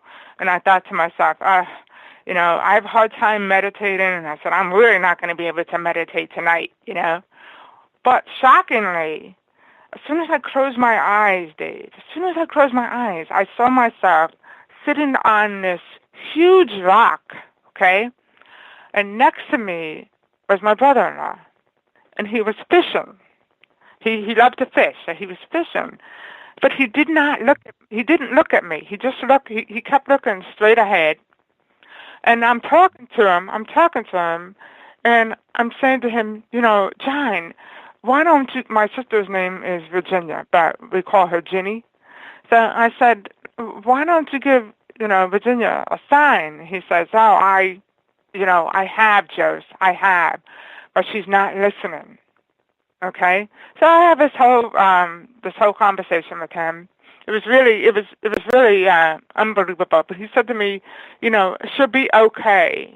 She's afraid to be by herself, but she'll be okay. So all of a sudden, I come out of this experience, I open my eyes, and I see my husband looking at me. He was sitting on my left, and he's looking at me with this weird look on his face.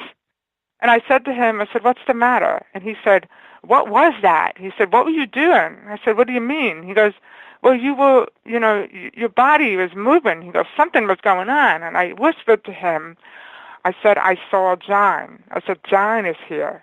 Okay?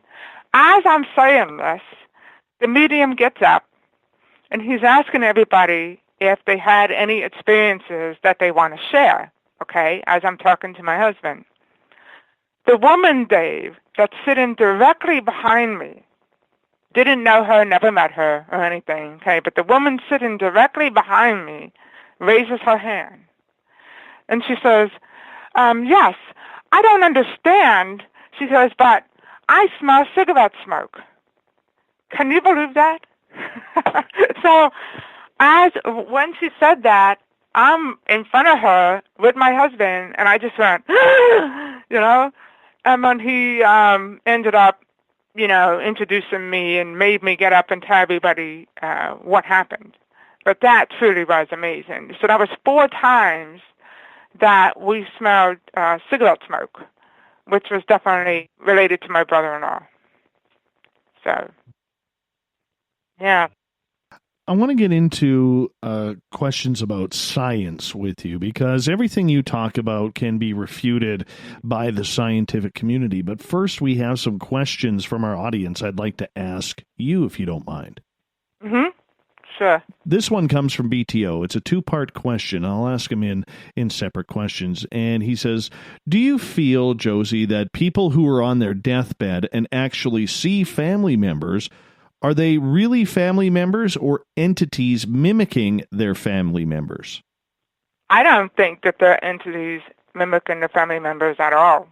I think they are actually family members. I mean, a lot of times they are given information that only, the family member would know. And, you just know it. It's like somebody asked me that question one time. There are people out there, Dave, who say that it's not really our loved ones coming through with these visits from heaven or afterlife communication or what have you. It's actually the devil, It's actually the devil disguising himself. And I don't believe that in any shape or form.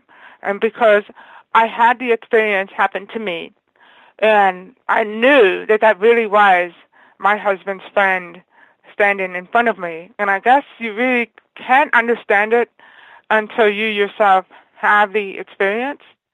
But I don't. And another thing that I, since you brought that up, another thing I bring out in my book, Visits from Heaven, if that were the case, why would the devil, or whatever you want to call it, why would he want to comfort the living? Why would he want to do that? It doesn't make any sense.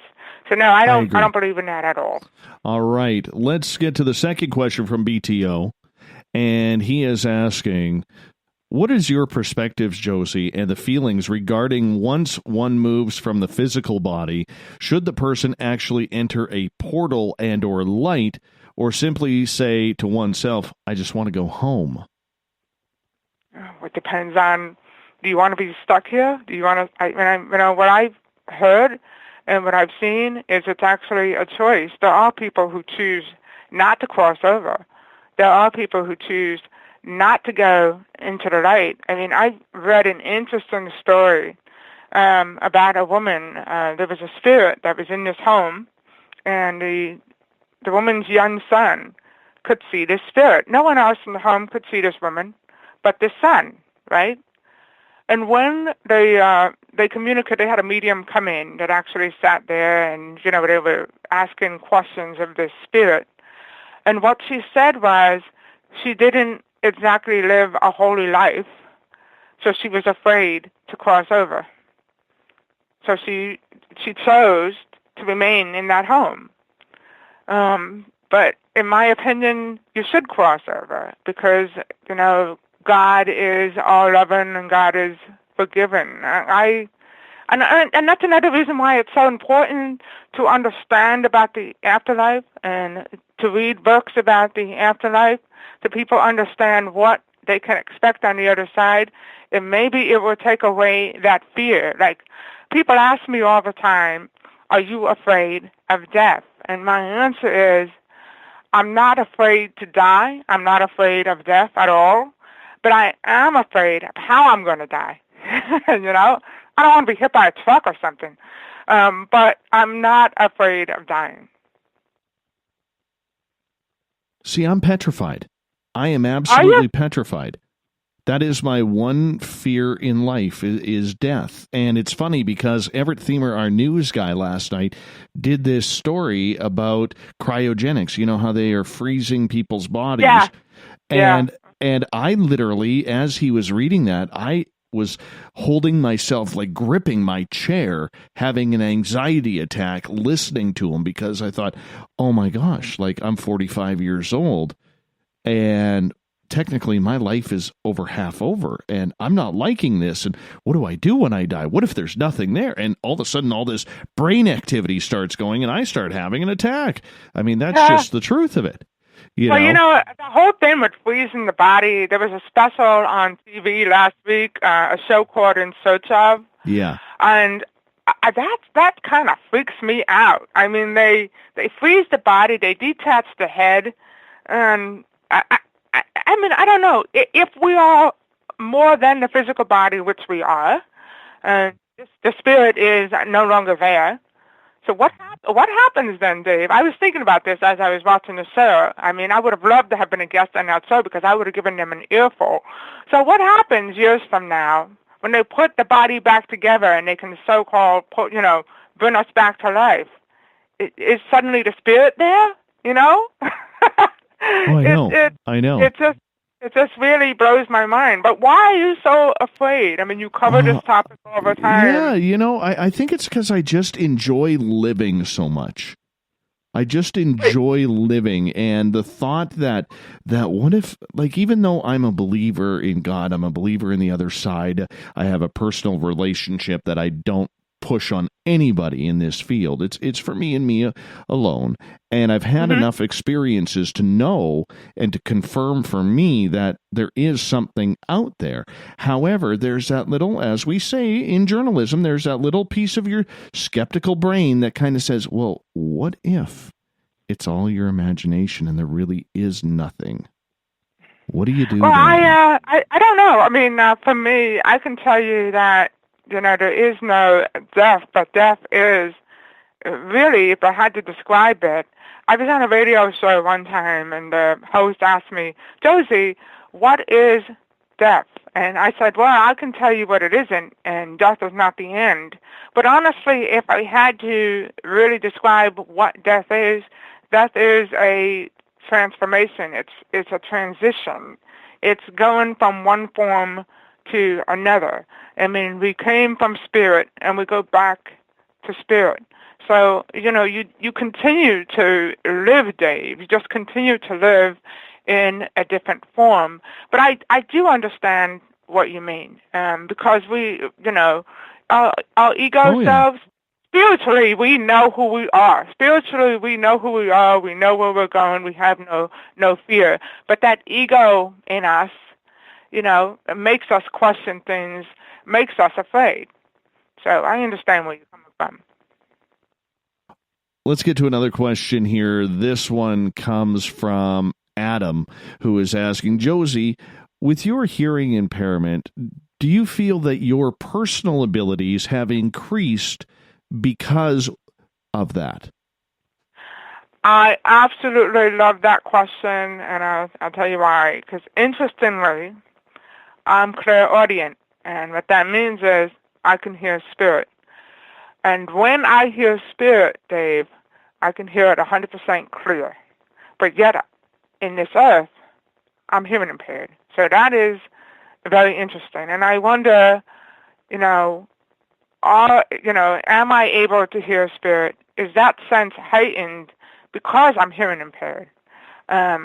Probably, and I'll give you an example of that for your listener. In my book, I had an interview in my book, Visits from Heaven, not a call from heaven. But there was a girl named Angel, okay? And I don't know what it was about this particular story, but I felt a deep connection to it. And as I was writing the story, I commented that I felt like she was whispering in my ear. I just felt like the spirit of this girl was with me as I was writing this story. And when I sent the story to the mother commented and said, Josie, my God, it was almost like Angel was there whispering in your ear. She said it was so perfect down to the title. And that gave me this, shakes because I was, oh, my God, because I felt her, okay? So anyway, there was a deep connection with this girl. So one day, I'm in my room, and I'm folding laundry, right? All of a sudden, I hear in my mind, call my mom, okay? And intuitively, Dave, I knew that it was this girl, Angel. How I knew that, I don't know, but I knew that it was this girl, Angel. So I've learned over the years to trust that inner voice, to trust that intuition, right? So what do? I go to find my contact file. I find her mother's contact information, and I'm kind of nervous because I'm like, how am I going to explain this to her mother? But I'm like, but I have to because I just heard her daughter's voice. Her daughter's telling me to call her mother. I don't know why I'm calling her mother, but I'm going to do it, So I dial the number. Her mother answers. I was honest with her, and I told her what happened. And you know what she said to me? She said, oh, my God, Josie. She said, do you know what today is? And I said, no, what? She said, today is my birthday. So I said to her, well, happy birthday from your daughter. So that was an example. I've received many signs that way where I hear, messages in my mind. It's kind of like they communicate with you in thought form, And when I receive messages, there's no doubt in what I am receiving. But yet, here on Earth, I'm actually hearing impaired. So, yeah, that's very interesting. Let's get to a question from Daryl, who is asking, Josie, do you believe that the pineal gland is more receptive because of hearing impairment? And have you seen or demonstrated any additional sensory skills because of that? I don't really know. Is it more sensitive because of my hearing impairment?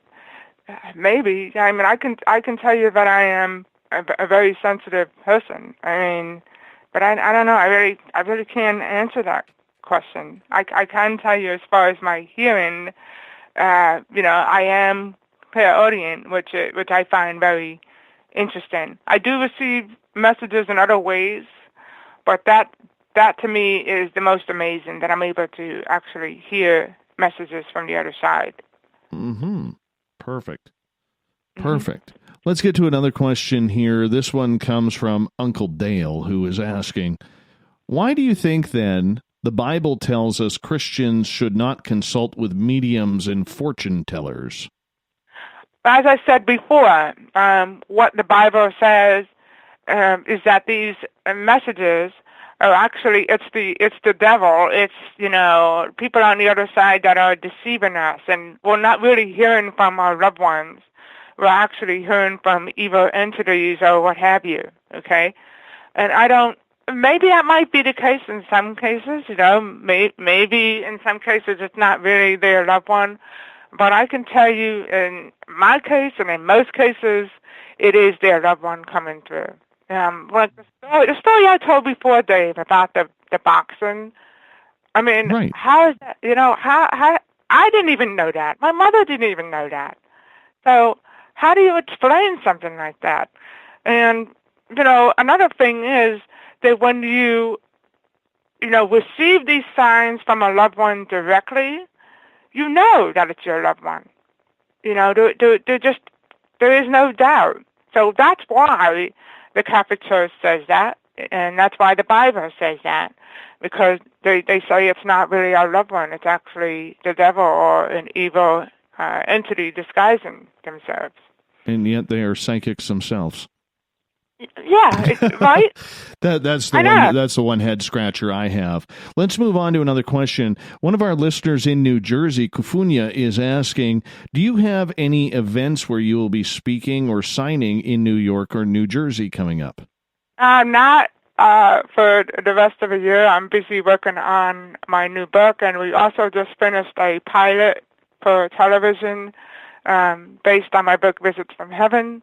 So right now that is, yeah, so we're in the process of, hopefully that will get picked up.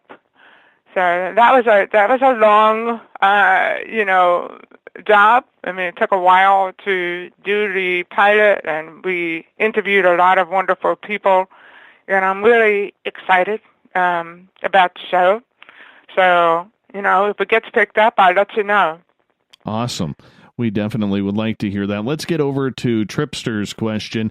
He is asking, have you ever or do you astral travel in order to communicate with the other side?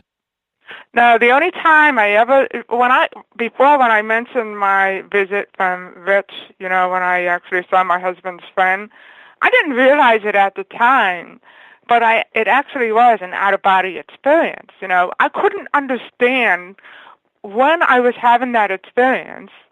I was aware of my physical body laying on the bed, okay? But yet I felt my spirit self, moving. I literally felt myself moving. So that was the only time that I ever did that. I haven't done that since. So it's not like some people can do that at will. But no, I've never done that at will. That was the only time. Yeah, I've never astral traveled, at least not that I know of. I wouldn't even know how to start. Is there a kickstart to it like a motorbike, or do you have to rev the engine a little bit before you get going? I have no idea. Everybody does things differently, and there are people who go into this deep meditative state and are able to do that. And then I talk about this one story in my book, Divine Visits, and this one girl was meditating, and she actually was able to, she says, go to the other side. She actually saw heaven. She actually had a visit with her father. And that was simply by putting herself in this meditative state. And for me, and the story I told you before about my brother-in-law, that was just so strange because it was like I was really there looking at him. I was really sitting on this rock, and I cannot explain how that happened. And what's interesting about that night is, like I said, I didn't feel well. And in my head, I'm thinking, oh, this isn't going to happen. This isn't going to happen. But I guess, it was meant to happen. My brother-in-law was there and wanted to communicate with me. So it did happen. Sometimes it does, sometimes it doesn't. And people ask me all the time, well, I'm asking for a sign from my deceased daughter or whatever it is, and I'm not getting that sign. Why? That's the toughest question for me to answer when someone who is bereaved and hurting comes to me and says, why? Why haven't I heard from my loved one? Well, sometimes grief kind of puts up a barrier, and it's hard for those on the other side to get the messages through. Sometimes they are sharing messages with you and you're not recognizing them. And like I said, the conditions have to be right on both sides of the veil. So, but that's one of the hardest things for me, because I can't bring a loved one back. I can help people understand that they will see their loved ones again, their love never dies and all that, but I can't bring their loved one back in the physical, and it's hard sometimes. It really is. Mm-hmm. Yeah, I totally see that too. I totally see that. I'm just looking here for other questions from our audience. They haven't popped up yet. So we're going to get into the topic of science here, because so much of what you have talked about tonight has been refuted by the mainstream scientific community.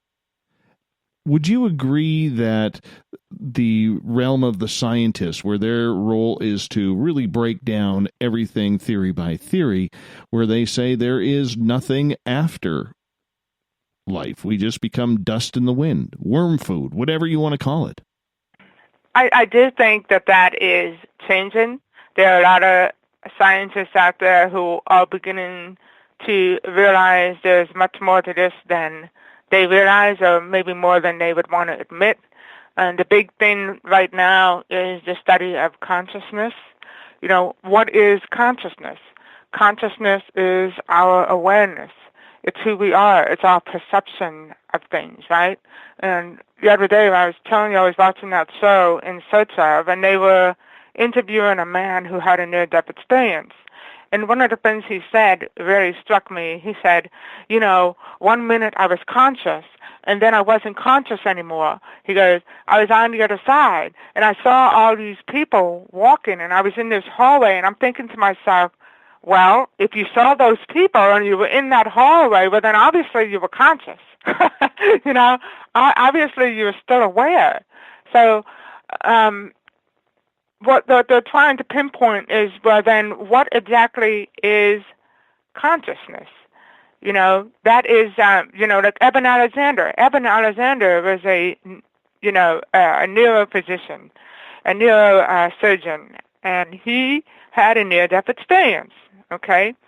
Now, he was one that said, okay, consciousness is in the brain. So when we die, the brain shuts down. That's it. No more consciousness, no more awareness. However, when he had his near-death experience, okay, he realized, wait a minute, my neocortex shut down, but yet I'm still aware. Okay, what's going on here? So now he comes out of his experience and he says the brain actually acts as a filter. You know, consciousness is not limited to the brain. Consciousness is non-local. So that is, you know, the big topic of debate these days. You know, what exactly is consciousness? When you think about it, though, Dave, when you break down, when you look at me, you look at you, okay, we look solid, right? We look solid. But when we break down the human body, we realize that we are actually just energy. So 70% of what we see in the universe is dark energy. 25% is dark matter. 70% dark energy, 25% dark matter, and only 5%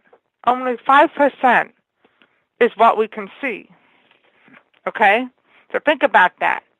Now, Nikola Tesla said something. He said, the day science begins to study non-physical phenomena, it will make more progress in one decade than in all previous centuries in its existence.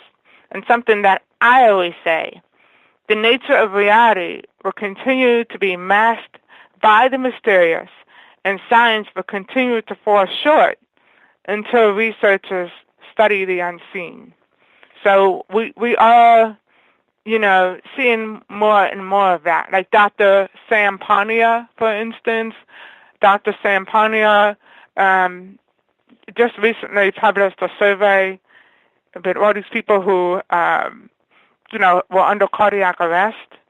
Now, typically, once the brain stops functioning, you know, the heart stops maybe 20 to 30 seconds after, you know, the heart stopped. Okay, the brain stops functioning about 20 to 30 seconds after the heart stopped. But yet, what he found when he was studying all these people is that for about 3 minutes, these people remained conscious. There was some level of conscious awareness for a 3-minute period. And there was one male who was 57 years old, if I remember correctly. He was able to accurately describe what was happening after his heart stopped. So, you know, he recently published the results of that study. So I think, you know, as more and more people study the non-physical, you know, we're going to see more and more results like this come out. And what does that tell you? That tells you that we are much more than the physical body. You know, and I deep down do believe that, but the scientific community says there is no evidence to this communication. It's just brainwaves and maybe imagination that people are having these experiences for their wanting and their yearning of wanting that person who has moved on or died to be back, to be healthy, to be back in their lives. Now, personally, my experiences, like yours and many others out there, tell me different. But for those who haven't experienced it, they don't know. Yeah, science says, oh, it's just the gullible masses that want to believe that life doesn't end, you know, because they want to know that they will be reunited with their loved ones and all that. But how do you explain what happened to me? I'm not saying this because I lost somebody and, you know, I want to believe that life continues. I had an experience with a man that I did not even know. Okay? I did not even know him. So that doesn't apply to me. You know, that doesn't apply to me at all. And a lot of times when I pose the question, well, how do you explain the fact that I did not know that his wife was considering, you know, to move to Boston? How do you explain that? And they can't answer that question. And it's funny how, you know, you have the skeptics out there. You know, they're skeptical, but yet they don't understand what they're skeptical about. You know, do your research, understand it first. It's good to be skeptical. I'm skeptical too, but I'm also open-minded. So it's good to be skeptical and open-minded versus skeptical and closed-minded. I want to get to Marty's question on Twitter at #SpacedOutRadio, and he is asking about reincarnation and what your thoughts are of that. When I first started studying, you know, I told you before I was born and raised Catholic, Roman Catholic. So I didn't want to believe in reincarnation, to be honest with you. It bothered me to think that we would go to the other side and then have to do this again. You know, have to come back here and learn lessons. But I have to tell you, Dave, you know, all the evidence out there, points to reincarnation. There's a girl in India, for instance. I tell this story often. I don't know if you've heard of it, but her name is Shanti Devi. So this girl, you know, ever since she was little, would talk about this other family, would talk about this husband, and, her family didn't know what was going on, but she gave actual names, she gave the actual town, and finally her father agreed to take her over. The other family had some kind of a business, you know. So he takes her over to this other town. They walk in, she sees this man, and she's able to identify him, and she tells her current father that this man was her husband. Okay, here she is, a little girl. But what was interesting about that story, she tells this man that she was his wife, and she tells him that she buried money in the yard. She takes them over to the spot where she buried the money. They dig, and they find it. So you can't dispute stuff like that. You know, so honestly, I didn't want to believe in reincarnation, but after so many years of research, I can say, you know, the evidence certainly points to that. And then there was that, I forget, James, a little boy named James, who, remember that story with the airline pilot? I mean, the World War II pilot? Yes. I mean, again, how do you explain, stuff like that? Well, you know, it's funny because, and I hate to use this example, but this week being the anniversary of 9/11, the 17th anniversary, there was a lot of stories that I actually saw popping up of little children who claimed to be reincarnated souls from those who passed away on that dreadful day. I have heard that. And some of the stories, I mean, the details that these children were giving were downright freaky. Downright freaky. Yeah, because they describe, what happened on September 11th and everything, and how a lot of these kids are so young that they wouldn't remember, they wouldn't know what happened on 9/11. But yet here they are giving specific details about what happened on that day. Yeah. Yeah, completely. And then you have these children who know a language that they have no reason to know. They know information that they shouldn't know, like the little boy who knew all about World War II and the and the plane that he was flying and everything else. So again, it's easy to say, oh, it isn't true, but then how do you explain it? That's the thing that bothers me. I don't mind when people don't believe. That's fine. You have a right to believe or not believe. But I've told my sister, for example, when she said she didn't believe in all this, she was very skeptical. I said, okay, that's fine. But how do you explain the fact that a man I didn't know came to me with a message for his wife that was later validated? And she says, oh, well, I don't know. So if you don't know, then be a little open-minded, be open to the possibility. That's all. Just be open to the possibility. When I started doing this, like I said, well, I might not change minds, but I hope to open them. So hopefully that's what we're doing. Hopefully that's what you're doing, Dave. Well, I hope so. Otherwise, we may be out of a job, and you may be out of readers. Josie, I'm going to get you to hold on for one final break here tonight. Josie Varga is our guest tonight on Spaced Out Radio. Afterlife, what happens? What's it all about? Can we communicate with the other side? JosieVarga.com is her website, and you can go there right now. Check out her latest book, A Call from Heaven, personal accounts of deathbed visits, angelic visions, and crossings to the other side. You're listening to Spaced Out Radio. I'm your host, Dave Scott. We'll be back with more from Josie right after this.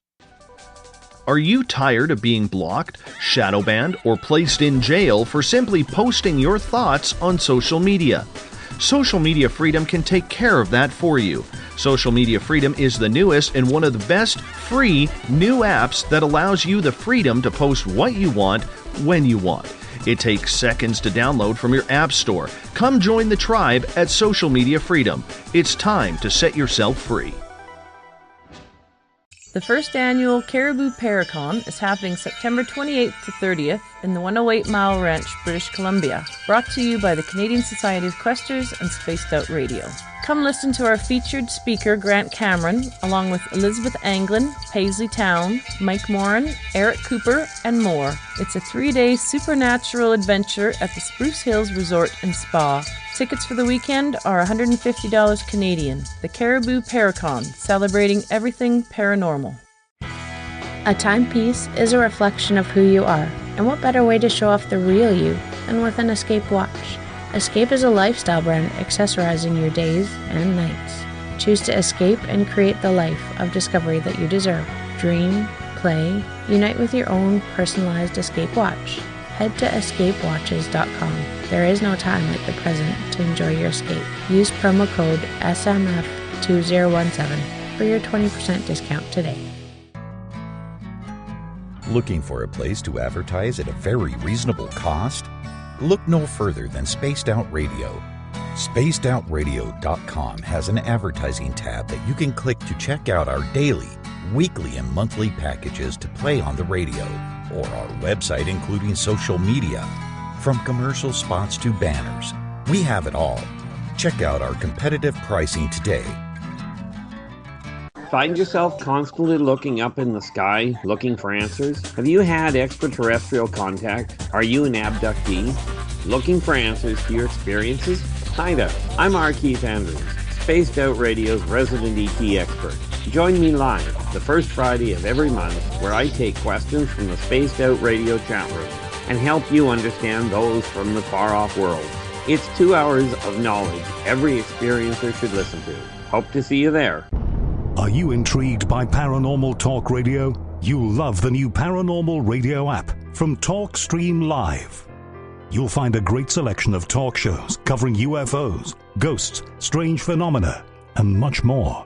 Download the Paranormal Radio app now and start listening to the very best in paranormal talk entertainment, including the network you're listening to right now, the Paranormal Radio app, free in Google Play and the iOS App Store.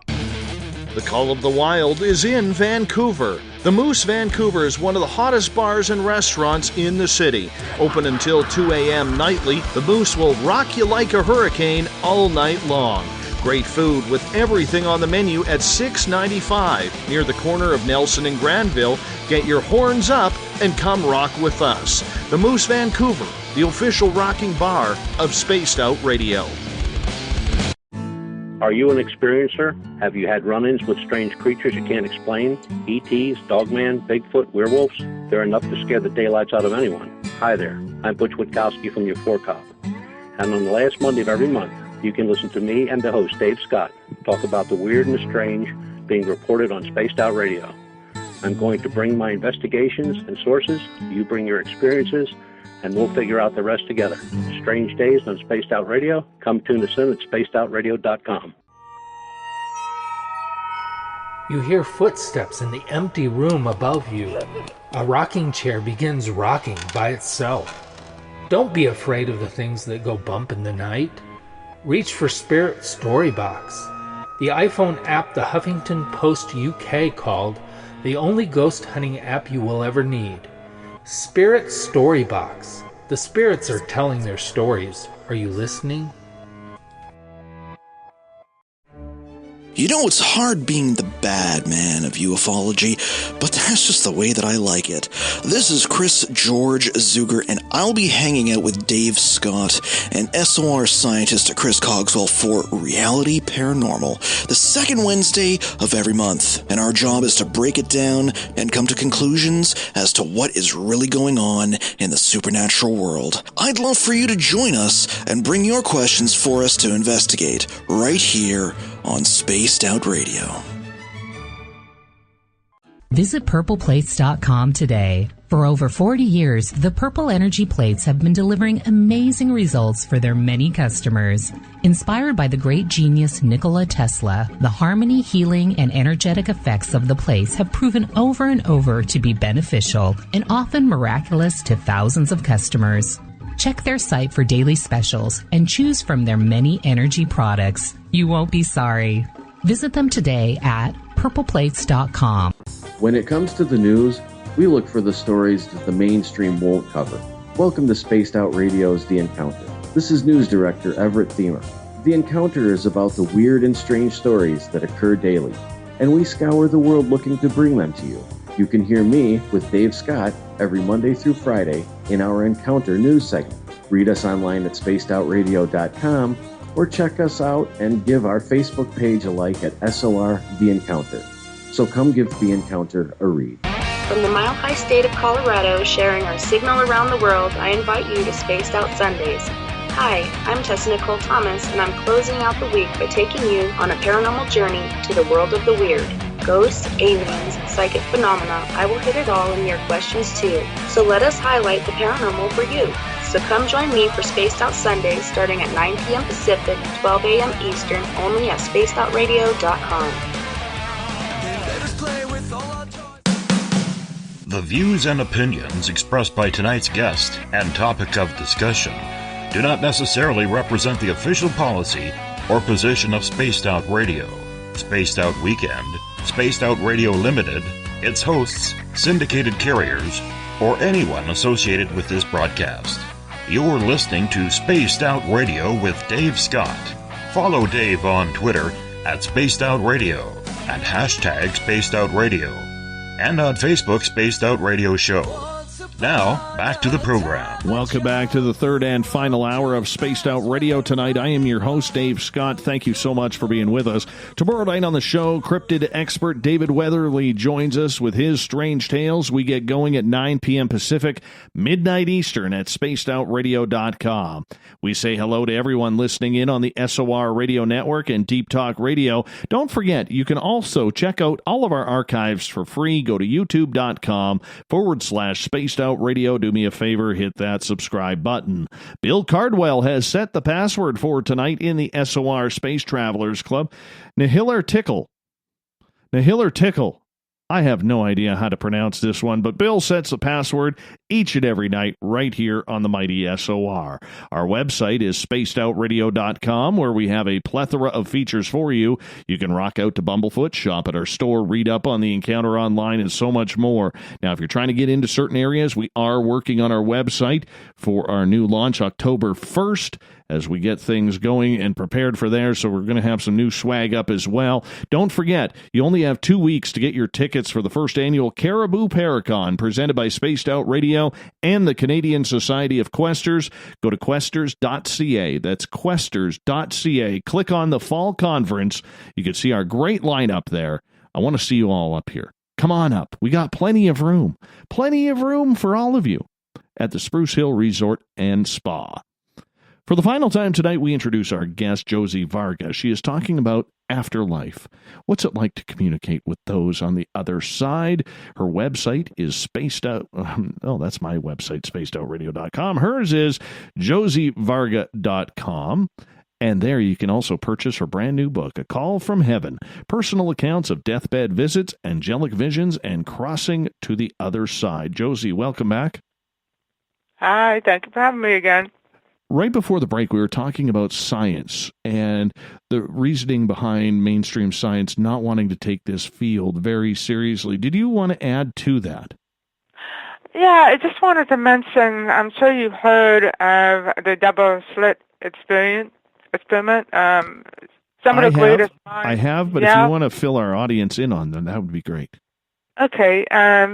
They use this experiment to explain how consciousness is actually dependent on the observer. In other words, this study demonstrated that the behavior of energy is determined by the awareness of the observer. A double-slit visual system was used to test particles at the quantum level, right? And what they found was actually amazing. At times, the electrons would act as particles, yet at other times, under the same conditions, these electrons would act as waves. So simply put, the very observation of these electrons controlled the outcome.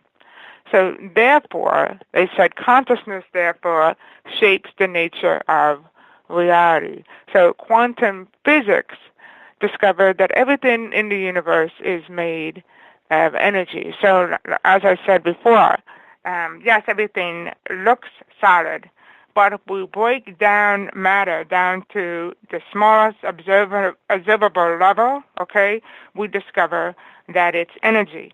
And as you know, energy can either be created or destroyed. So when we die, we go back to our spirit selves, and we are, energy once again. We cannot be created or destroyed. We move on. We transform. That's all there is to it. And it's interesting because a lot of people say, well, these are just stories. These are purely anecdotal. They're not proof of the afterlife. And I totally disagree with that. Albert Einstein, for instance, once said, all knowledge of reality starts with experience and ends in it. So all knowledge starts with personal experience. And so these experiences that, people are having and that are in my book and everywhere else out there are extremely significant.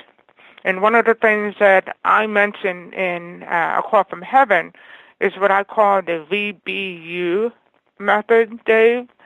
And what that stands for is V stands for volume. So when you are considering, whether something is credible or real or what have you, okay, consider the volume. Consider how many people have reported such phenomena, okay? The next thing is believability.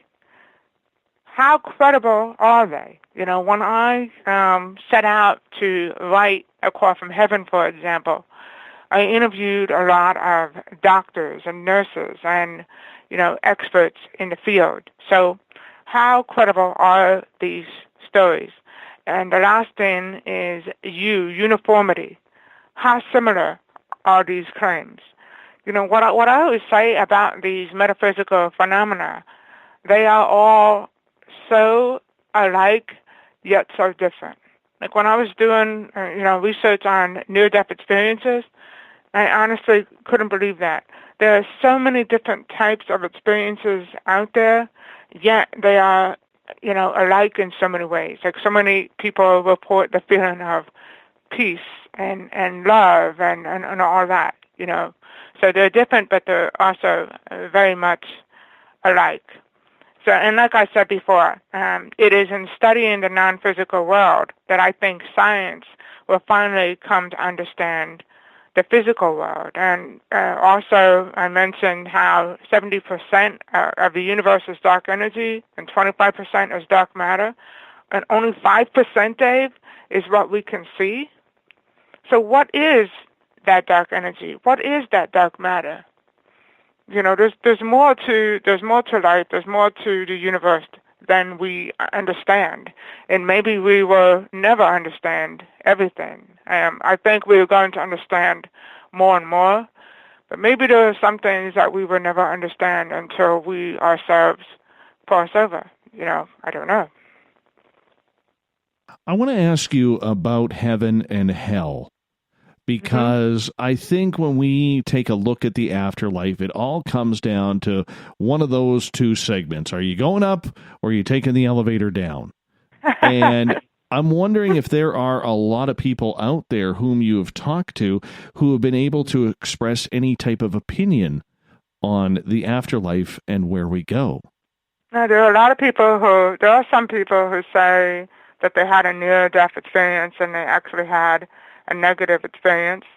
Most of the people that I've interviewed, say that it was not negative at all. Most people don't believe in hell. I don't believe in hell the way the Bible depicts hell. I don't see hell as a place with a devil and fire and all that. My take on that is, how can you in one stand say, God is all loving, God is all forgiving, but yet this same figure, the same energy, just whatever you want to call him, okay? Now you say he's going to put you in hell. It just doesn't make sense. But what I do think that hell, what a lot of these people say that have these near-death experiences, they go through a life review.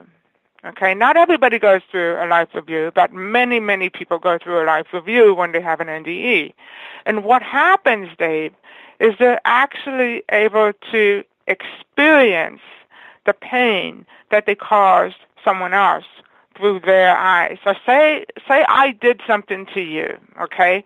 I really hurt Dave. And then I go over to the other side, and I'm able to witness that from your eyes, okay? I'm able to feel the pain that I caused you, but not in a judgmental way, more as a learning experience. But they say that is hell. And I understand that, because let's say I did something to my daughter, okay, and I didn't understand, what I did to her. I didn't realize how much I hurt her. And then I die, I go to the other side, and I get to see the results of my actions, and I get to feel her pain.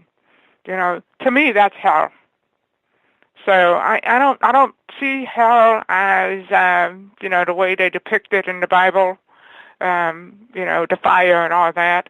I do think there are consequences for our actions, yes, and yes, there are negative entities, there are positive entities and all that, but I don't see hell, as, you committed a sin, you're going to hell and all that. Well, let me ask you this, because with that idea that people who have had near-death experiences have been able to explain that to you, what about people who get contact from the other side? Because sometimes people do ask what it's like over there, what they're doing, what they're up to. What kind of responses are those people who are getting the messages getting? That's interesting because there are times when people ask what heaven is like, and there are things that the souls on the other side cannot tell us. They can't interfere with certain lessons. There are certain things they can't tell us. Like in the case when my cousin came through, and she said, "Oh, you're not going to believe how beautiful it is here." What they say is that things are so, like, the colors there are so vivid. Like there's the colors that we're not aware of here on Earth. But we're able to experience whatever we want on the other side. Whatever makes us happy, we can experience that on the other side. It's basically, if you want to go to the beach or whatever, you can go to the beach. That's what people say. And I can't even imagine that. But I'll tell you, one time I had a friend who passed away. At the time, he was actually in a coma, and I got a phone call about it. And that night I prayed, for him. And I really don't know what you call, I guess you would call it a vision, but I closed my eyes because I was awake, Dave. I was awake. I just closed my eyes. And when I closed my eyes, I saw my friend, and he was waving at me, and he said, "Hi, Josie, hi, Josie." And when I saw him, he was in such a beautiful place. I mean, the grass was so green. It was almost alive. I can't even explain how beautiful whoever he was. And I panicked when I saw it, and I closed my eyes. And I opened my eyes because I thought, oh my God, does that mean that he crossed over? Why am I seeing this? Did he cross over? I closed my eyes again. Again, I see him. His name was Ray, and he's waving again, "Hi, Josie, hi, Josie." And the third time I closed my eyes, I didn't see it anymore. Well, he did not pass away at that time. He didn't pass away until about 2 weeks later, but he was in a coma. And what they say is a lot of times the spirit is able to leave the body when they're still here and go back and forth. So, sometimes they say the spirit has already left the body before actual physical death. So maybe that's what happened. I don't know. But people say different things about heaven, and a lot of people say you're able to do what you do here, and you're able to have whatever it is you want, and people actually have jobs on the other side. I've heard so many different stories, and I hope it's true, because I have never had a near-death experience. So I've never actually gone to the other side, but I can tell you one thing. I don't know how much time we have, but I'll try to make this very quick. We got lots of time. Okay, I had an incredible experience, a divine intervention, actually. Coincidentally, I was working on my book, Divine Visits, and I'm nearing the end of the book, and I got one of those letters in the mail saying that I needed to go for a mammogram. Okay, no problem. I go for my mammogram. I get a letter in the mail saying that they saw something on the left side and that I needed to go back. Okay, I didn't really, think much of it because I always have to go back. So I go back, and they were doing what they call a second-level ultrasound, and I'm laying on the table, and the technician is scanning my breast, and she said, "Oh, Josie, I'll be right back. I got to go talk to the doctor." And let me tell you, I knew that I was in trouble, So she leaves the room. I'm laying on the table in a dimly lit room, and I had a godmother who was extremely religious, okay? But the first thing I did was I said, "Lord, God, is everything going to be okay?" And I heard, how I say I'm clairaudient, I heard in my head, "No." Real clear, I heard, "No." And I thought to myself, what? No, this can't be happening. No, I have to be imagining this. So I said again, "Is everything going to be okay?" And I heard back, "No." So at that point, I literally panicked, and I thought, the first person I thought of was my godmother. Like I said, she was very religious. I used to say to her, "Lucy, when you get over to the other side, put in a good word for me." Because she would go to church every Sunday. She would say novenas. She was very religious. So I said, "Lucy, if I ever needed you, I need you now. Please help." right? And I kid you not. I mean, I cannot even explain the beauty of what happened in that room, okay? I once had, prior to that, I had a reading with a friend of mine who's a psychic medium, and he said to me, Josie, I'm being told that you're going to experience heaven on earth. He goes, I don't know what that means, but when you experience it, you'll know. And I didn't know what the heck he was talking about, Dave. I really didn't know what he was talking about. But the closest I could come to that was what happened in this room. So I'm laying there on the table. Try to picture this, okay? It's a dimly lit room, and all of a sudden I look up and I see this white orb descend from the ceiling, okay? A little white orb. It was extremely bright, but not blinding at all. And I'm looking at it, and first I'm thinking, okay, I lost it. You know, I rub my eyes as I'm thinking something must be wrong here, and it's still there, and it's slowly descending down toward me. And then I realized, wow, this peace came over me, and I thought, phew, you know, something really divine and incredible was taking place here. So this thing comes about 4 inches above my chest and moves over to the right and stops. Okay? When it did that, I reached my hand out to this orb. And I said, in my mind, I'm not afraid. It's okay. And I reached my hand out to this orb. The center of the orb turned purple. Okay? And the purple was getting bigger and bigger in this orb. And I'm watching it. I'm just like mesmerized by this beautiful sight. I can't even describe how beautiful it was. And all of a sudden, the technician walked back in, you know? Okay, so the orb just disappears.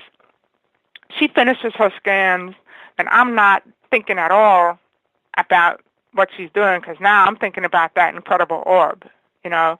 And I was I'm wondering, what does this mean? Does it mean that, you know, it's my time, or does it mean that everything's going to be okay? You know, and in a way, I'm thinking this has to mean that everything's going to be okay. So after that, I have to go for a biopsy. You know, I go back, the doctor comes in, does more scans. I had to do all these tests. So all of a sudden, I get a call from the doctor one morning, okay, early one morning. And he says, Josie, you know, I usually don't make these phone calls, but I don't believe it, because I thought it was cancer. It looked like cancer, because I don't know, but it's benign. Like he couldn't understand the results, because to him I had cancer. It looked like cancer. He didn't understand what was going on. So he's telling me this, right, Dave? I'm crying on the other end. I'm crying, and he's on the phone going, no, you know, it's a good thing. I'm crying. And how do you explain to this doctor? How do you explain what happened in that room? You can't explain it to him. So I hang up with him, and, you know, I said to myself, oh, my God, you know, there had to be a divine intervention here. About a week later, I go to my OBGYN, and I have a very good relationship with him, you know, and I said to him, hey, so they thought it was cancer, huh? And he looked at me, and he goes, what do you mean? I said, they thought it was cancer. And he said, well, yeah. He said, I got a letter. Because prior to that, before I went for my biopsy, my OBGYN called me and said, Josie, I need you to go for a biopsy now.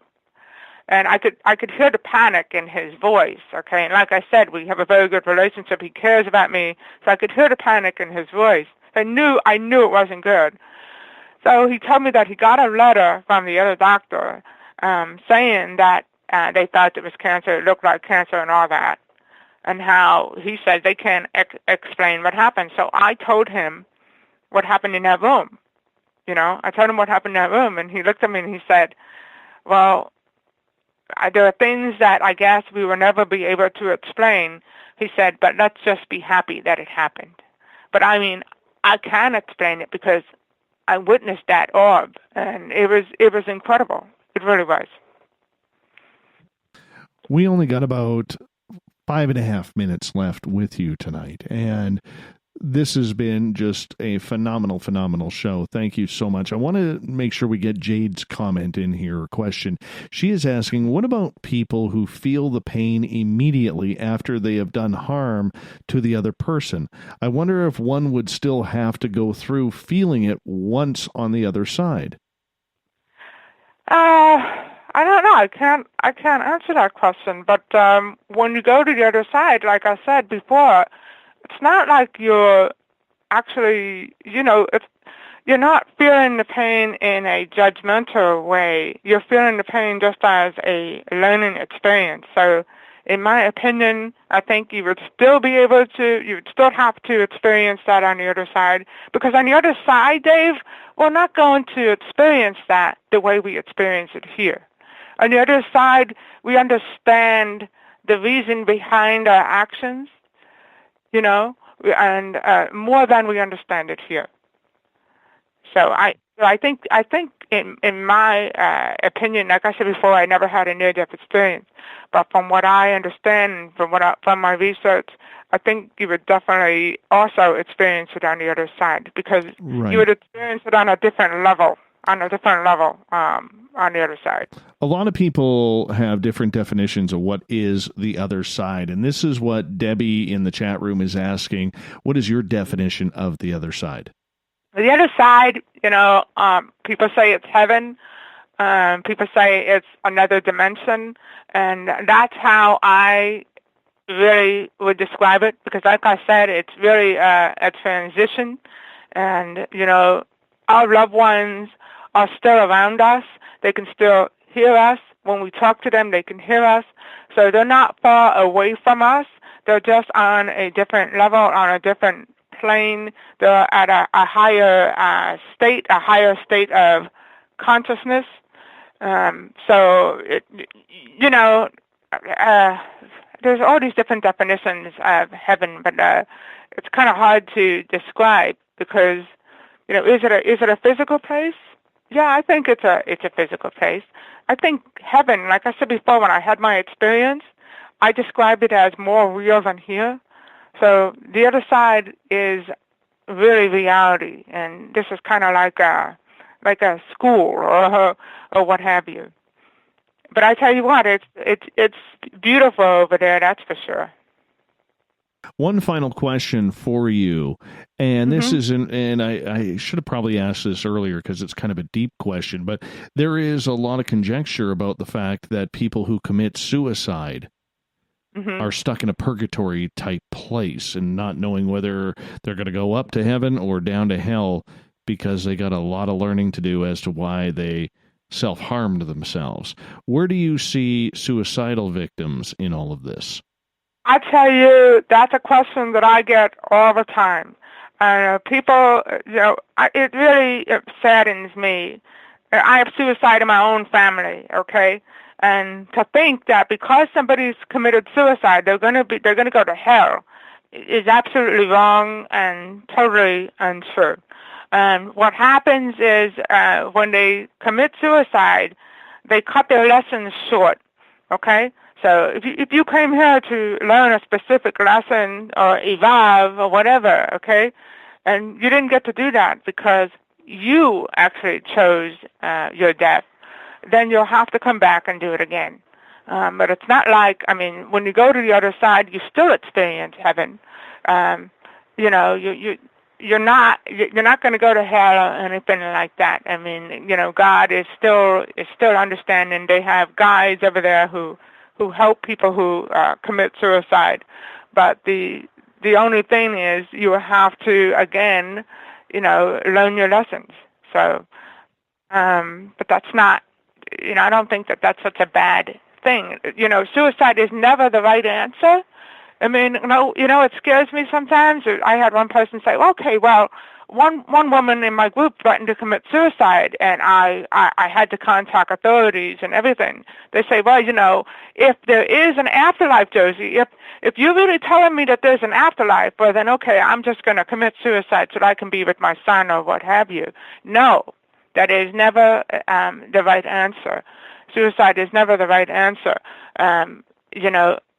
But if you do that, you're not going to be subjected to hell.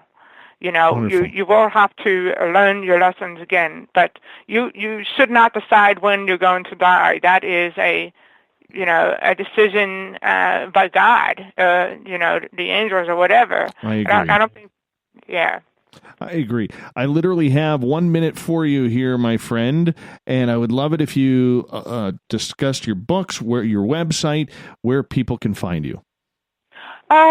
Well, people can find me on josievarga.com, as you mentioned before, and I also have wonderful groups on Facebook. One is Visits from Heaven. I have a closed group and an open group. Another one is Proof of the Afterlife. And I also have a prayer group, the Divine Visits prayer group, because I do sincerely believe in the power of prayer. So if anybody would like to join me there, they can look me up on Facebook. And I just wanted to say one thing. Robert Frost said something that I think is amazing. He said, in 3 words, I can sum up everything I've learned about life. It goes on. In 3 words, I can sum up everything I've learned about life. It goes on. And you know what? I can say the exact same thing. I can say that life goes on. So I hope everybody understands that out there. Josie Varga, thank you so much for being on Spaced Out Radio tonight. What a pleasure. Thank you so much. Thank you for having me. Bye-bye. Bye-bye. Coming up next, we have Everett Thiemer and The Encounter. Let's get to the news.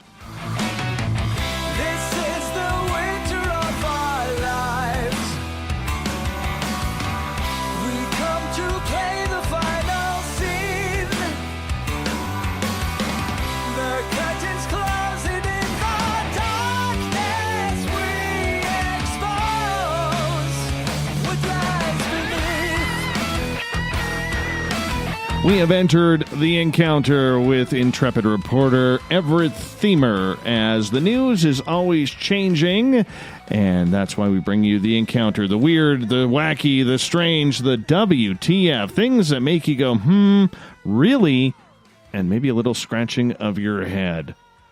Wondering what's going on in the news today? All you got to do is go to The Encounter. We're in the process of moving all the stories over to spacedoutradio.com. You can click on the news banner, and there it is. It'll pop right up. Mr. Thiemer, good to have you back. Hey, it's great to be here. What an interesting show.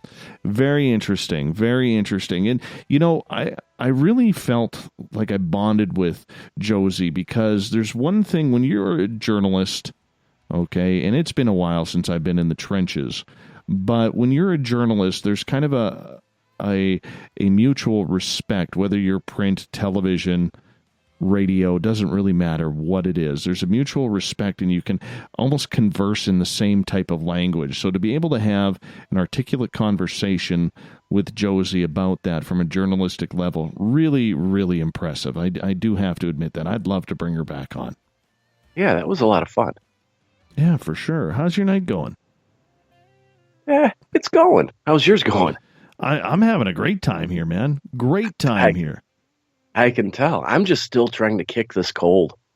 I can't believe you still have it, man. Cannot believe you still have that cold. Well, I finally had a pot of coffee today. Well, that's good. That's good. Yeah. You were due. You were due. My friend, let's get to the news. Hey, there's a town in New York called Coram, New York. Okay. And the police there are on the lookout for some people who put out vending machines that sell crack pipes. They converted a couple of old tampon dispensers and filled them with these pen-like devices with all the accessories that you need to build one of these pipes. And then they placed 2 of them around town. And for some reason, I don't know how people noticed to complain, but there were several complaints in town. And when they, went and checked them out, a vending machine just sitting there. Do you really pay that much attention to what it's selling? Not usually. But somebody evidently put in $2 and discovered that you got everything to build one of these items. And it's not technically illegal to sell the pen pieces or sell any of this. So they're looking for these people, and they're going to be charged with a code violation for illegally placing a vending machine on city property. It's kind of a bit like Al Capone. You don't get in trouble for the crimes you commit. but you get in trouble for something. Yeah, I mean, that's very, very strange. And now, drug paraphernalia, I know with a lot of the states legalizing marijuana and everything, and does that include drug paraphernalia, though? Like bongs or pipes? I think in this case it would be a gray area because it's not an assembled pipe. It's just the pieces. Now, we can argue that people who purchase it, we know what they're going to do with it. But I think there is a gray area because they are not in trouble for selling drug paraphernalia or anything like that. They're simply being looked at for violating codes. Now, were there drugs being sold in these pipes as well? No, because there were no drugs. I'm looking at this on Twitter, and thank you, Desert Clam, for posting a picture. I mean, the box shows pens. That's what it says on it, is pens, like PENS. And then it shows a picture of the pipe afterwards. But, I mean, it's just kind of weird how they would go through all that effort and not put some crack in there. Well, that would be illegal. True. And if you were, in that business, would you want to leave your product unattended?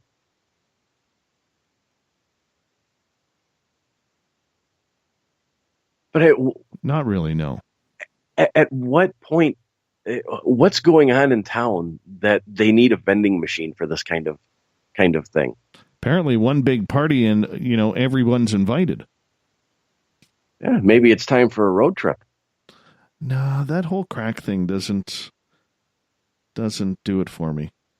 Yeah, I've only seen crack once in my life, and I couldn't believe it. Here I was in my favorite fishing hole, and all of a sudden I smelled this really, really bad. Like I'd never smelled it before, and I look over at this, this piece of driftwood, because literally we're fishing in the rapids.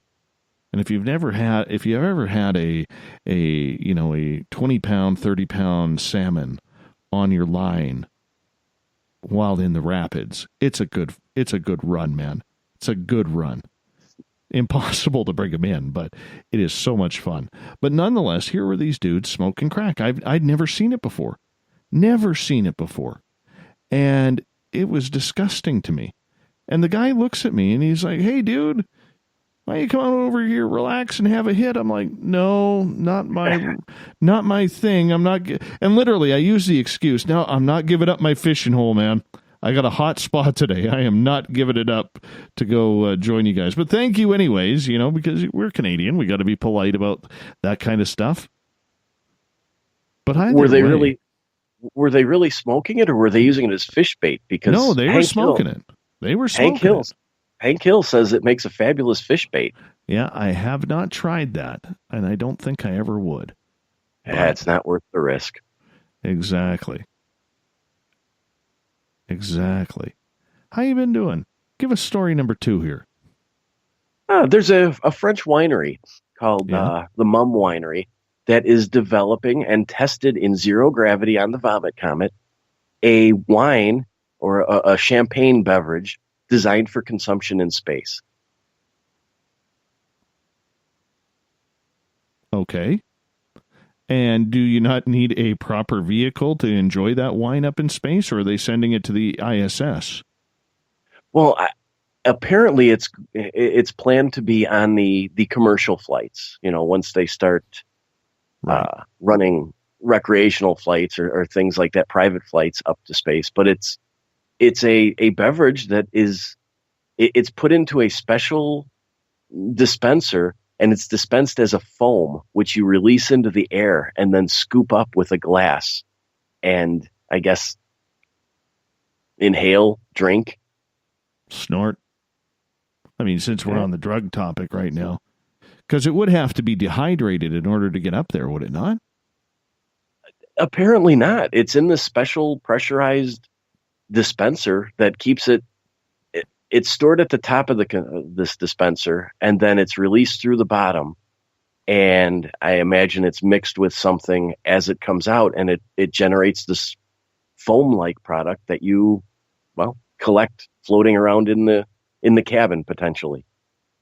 I wonder what the effects of alcohol. Do we know if any of the astronauts have tested the effects of alcohol in space? I think there have been a couple tests, but I don't recall them. I don't think they've publicized it much. I do think I remember there was a story of some astronaut that did sneak up some form of alcohol. I can't remember if it was beer or bourbon or something like that, but I believe it's happened in the past. Well, I'm sure it has, because, I mean, the Russians are pretty liberal with their vodka. Yeah, there has to be some of that up there. There definitely has to be some, Stolchnaya or something up there from Moscow. There has to be. On a side note, are you following any of the issues with the ISS and that hole they discovered? No, fill me in, man. Oh, last week, the Russian Space Agency came out saying that they suspected that this was some form of thing done by somebody on the ISS as a way to get off of the ISS. And they kind of pointed their finger at possibly one of the Russian cosmonauts. And then it went back and forth to it might have been a manufacturing error, that it was done on the ground and somebody during manufacturing simply filled this hole with an epoxy, kind of covered it up, and the module went on its way. And then it switched around again to now the Russians are kind of saying that it was possibly one of the American astronauts who wanted to go home because they were ill. So they attempted to drill this small hole. And they're saying that the evidence is that when you look at where this hole is, there are like tentative drill marks around it that would only be caused by trying to drill a hole in weightless, in a zero gravity environment. Right. So that whole little thing has gone from, almost the Russians saying it was possibly their fault to a manufacturing error to now they're pointing the finger at possibly some of the American astronauts that are on there.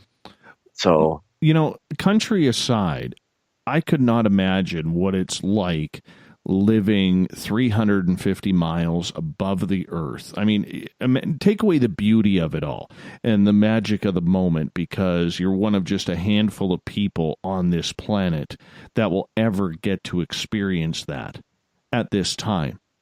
But I mean, the loneliness of being up there even 6 months, and some of these guys are pushing it a year, even longer. I don't know if I could ever do that. And that has to play with the mind. I mean, sure, you have the technology to stay up there. But I mean, think of all the things that you can't talk about. Think about all the things that you have to keep quiet on. Like what do you do, man, if you're on the International Space Station and all of a sudden a UFO comes right up to your window, or somehow it docks with you and aliens come out? You are stuck. Now, granted, that's a little sci-fi for many people, but just the loneliness aspect could drive people crazy. Well, this wasn't apparently a loneliness issue or that's why somebody wanted to go home. We don't know a lot because of the privacy laws regarding health. But apparently one of the American astronauts was pretty ill. And the rules and protocols are that the modules cannot go back without being full. So they couldn't send one person back. They would have to send, I think it's a minimum of 3 people back at a time. So what the Russians are saying is that in an effort to justify sending that many people back, somebody, probably an American, created this hole to require some form of escape, which then would get the sick individual back to Earth. Could this not be a little bit of a conspiracy due to the Cold War 2.0 that's going on right now? It could be. And really, honestly, every theory kind of fits or is a possibility. It makes sense that, if you're working on the ground building this thing and you accidentally put a tiny hole in it, maybe you cover it up. Maybe you stick some epoxy in there and, paint it and move on and just hope it never gets noticed. And at the same time, if somebody is, again, we don't know exactly how ill any of these people were, but if somebody is in a point or in a position where they feel they really need some form of serious medical care, it's unlikely, but it's possible that somebody would do that. And there's also the possibility that somebody did it just to point the finger at somebody else. I don't think we will ever really know the answer unless somebody admits to it. I agree with you. Let's move on to the next one, my friend. We've been talking about robots quite a bit lately. Yeah, we have. This whole AI thing scares the living daylights out of me. And now in the UK, because of the labor shortages for people who pick fruit and migrant workers and farm workers, there is a company that is now testing robots to pick fruit. They've begun with raspberries, and they've developed these algorithms for these basically little hands that have sensors and cameras so they can pick just the right ripe fruits at the right time. So now they're looking at this as a serious replacement for migrant workers within the next 10 to 20 years. Possibly. Take away migrant workers from that and just use workers in general, and the reason why I say that is I grew up in a town that is known as the raspberry capital of the world, and they're pretty big for blueberries too. And back when I was a kid, there was literally 3 jobs available for kids our age during the summer. You either worked at McDonald's, you worked at a gas station, or you went and picked berries. And over the years, as it became a less favorable job or position because the city grew and there was more opportunities for kids to get a startup job. You add a Wendy's in or an A&W or a Taco Time or whatever it is. Even the mall expanded and there's lots of jobs there for part-timers. Okay, they started having a lot of troubles picking or finding people to come pick berries. And so they had to automate. They had no choice. So I don't really blame the farmers for this type of automation. I'm not worried about that whatsoever, because whether they're migrant or not, if people don't want to do the job, you got to figure out a way. And it seems that picking berries these days is one of those jobs that people feel is beneath them. Well, and eventually this will go far beyond picking berries. It'll expand into all kinds of farm products.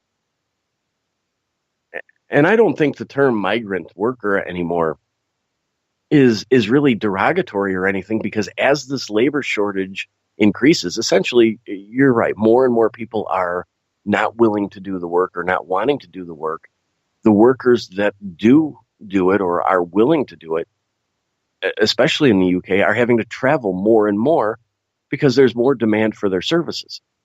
They're trying to squeeze in as much as they can in as little time as they can, because the UK last year had farm products and fruit and vegetables that literally rotted in the fields because they couldn't pick it on time or fast enough. And that was happening in my old community as well.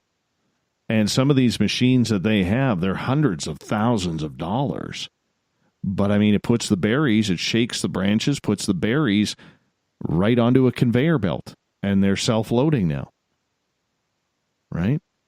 It's a little bit scary. I mean, when is farming going to become sort of a personless?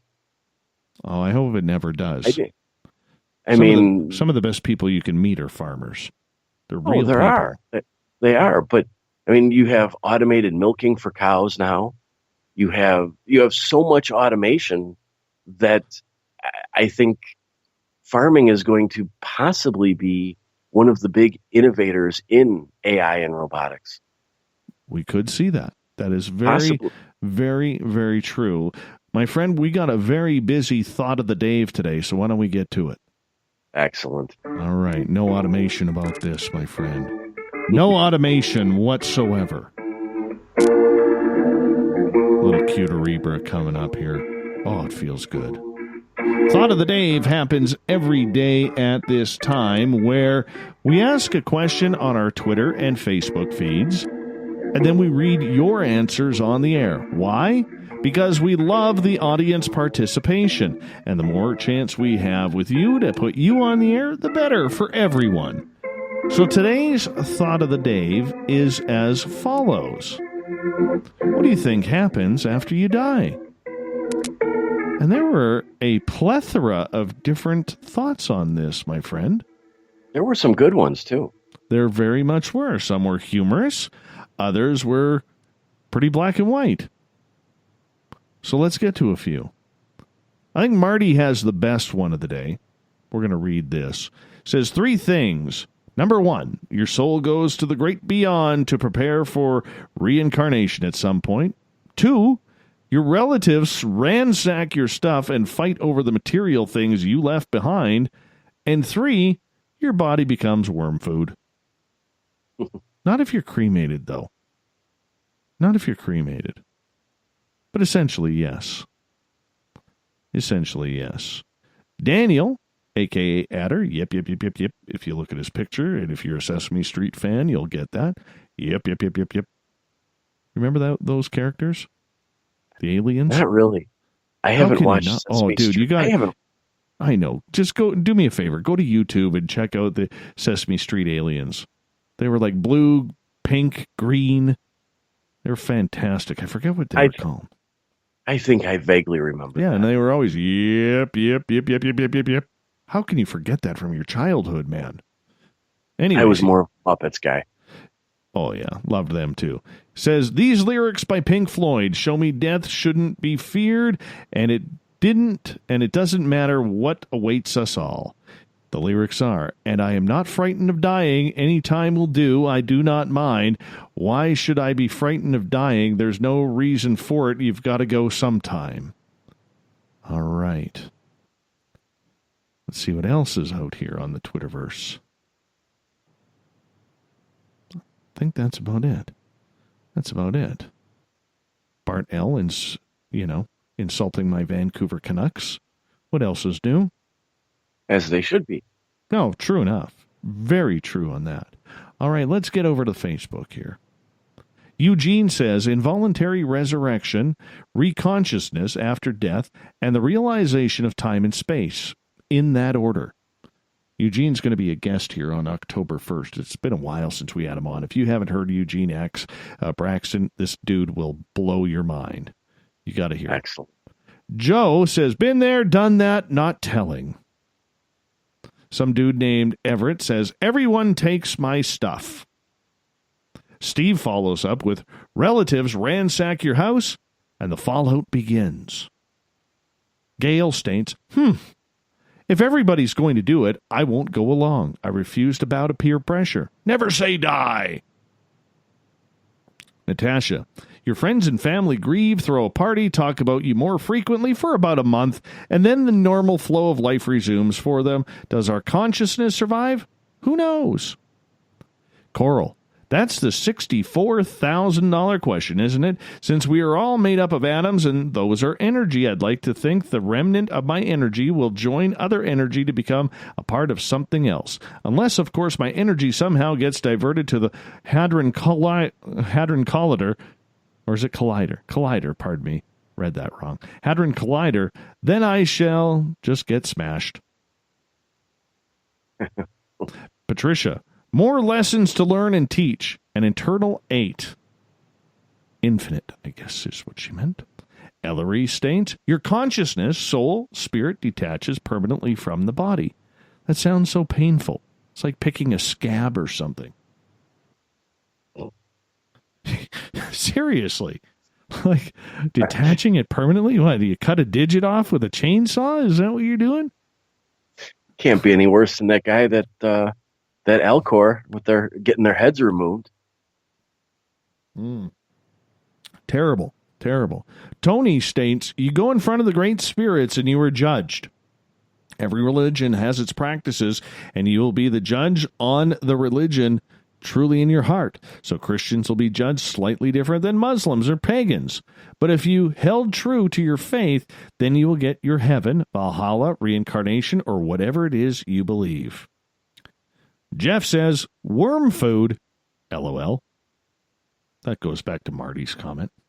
Jade, my kids will fight over who gets the Cowichan sweater.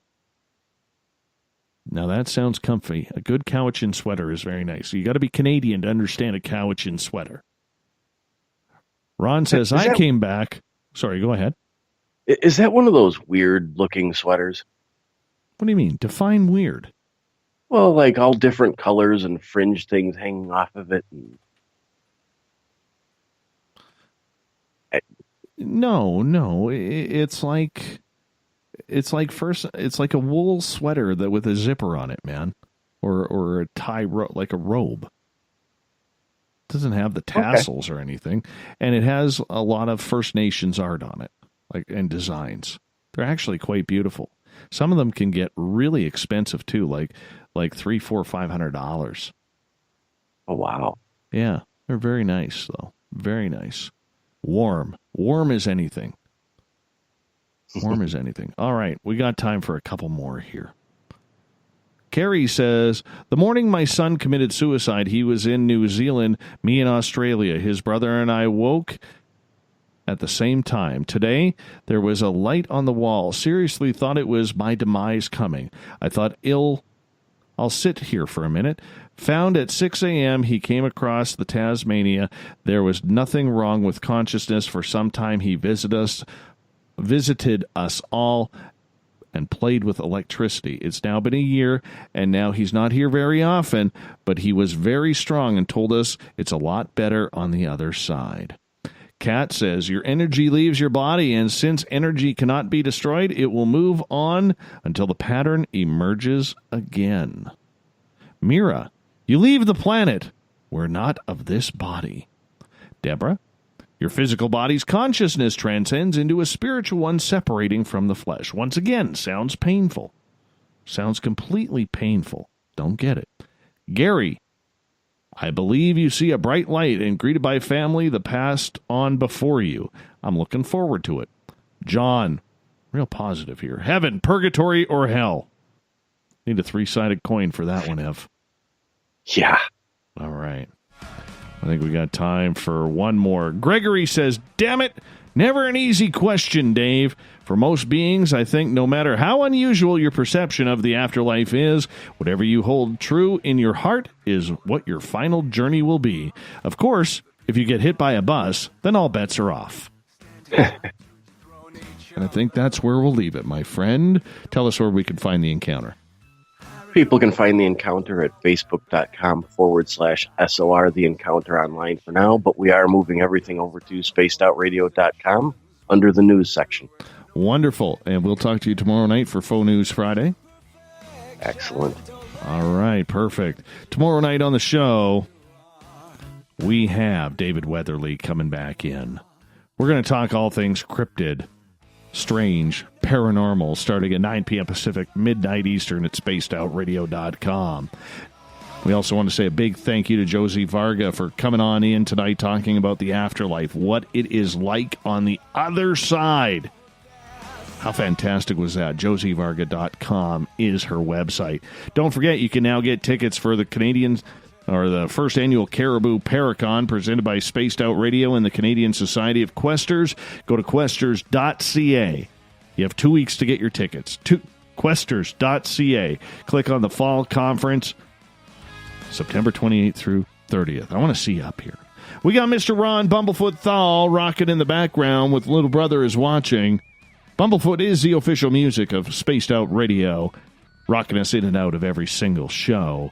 Get your horns up for the guitar god himself. Special thanks to absolutely everyone listening in your home, in your cars, at work, wherever you may be. Special thank you to everybody participating on Spreaker. Your questions were awesome. Thank you, everyone, at hashtag Spaced Out Radio on Twitter, Revolution Radio, and the Veterans Club, the SOR Space Travelers on Facebook. Thank you so much for telling your friends, doing your part to make us bigger and better every single night, because together, my friends, we own the night. I will talk to you in 21 hours from now. Mr. Bumblefoot, we need a favor. We need you to take us home. Have a good one, everyone. Good night.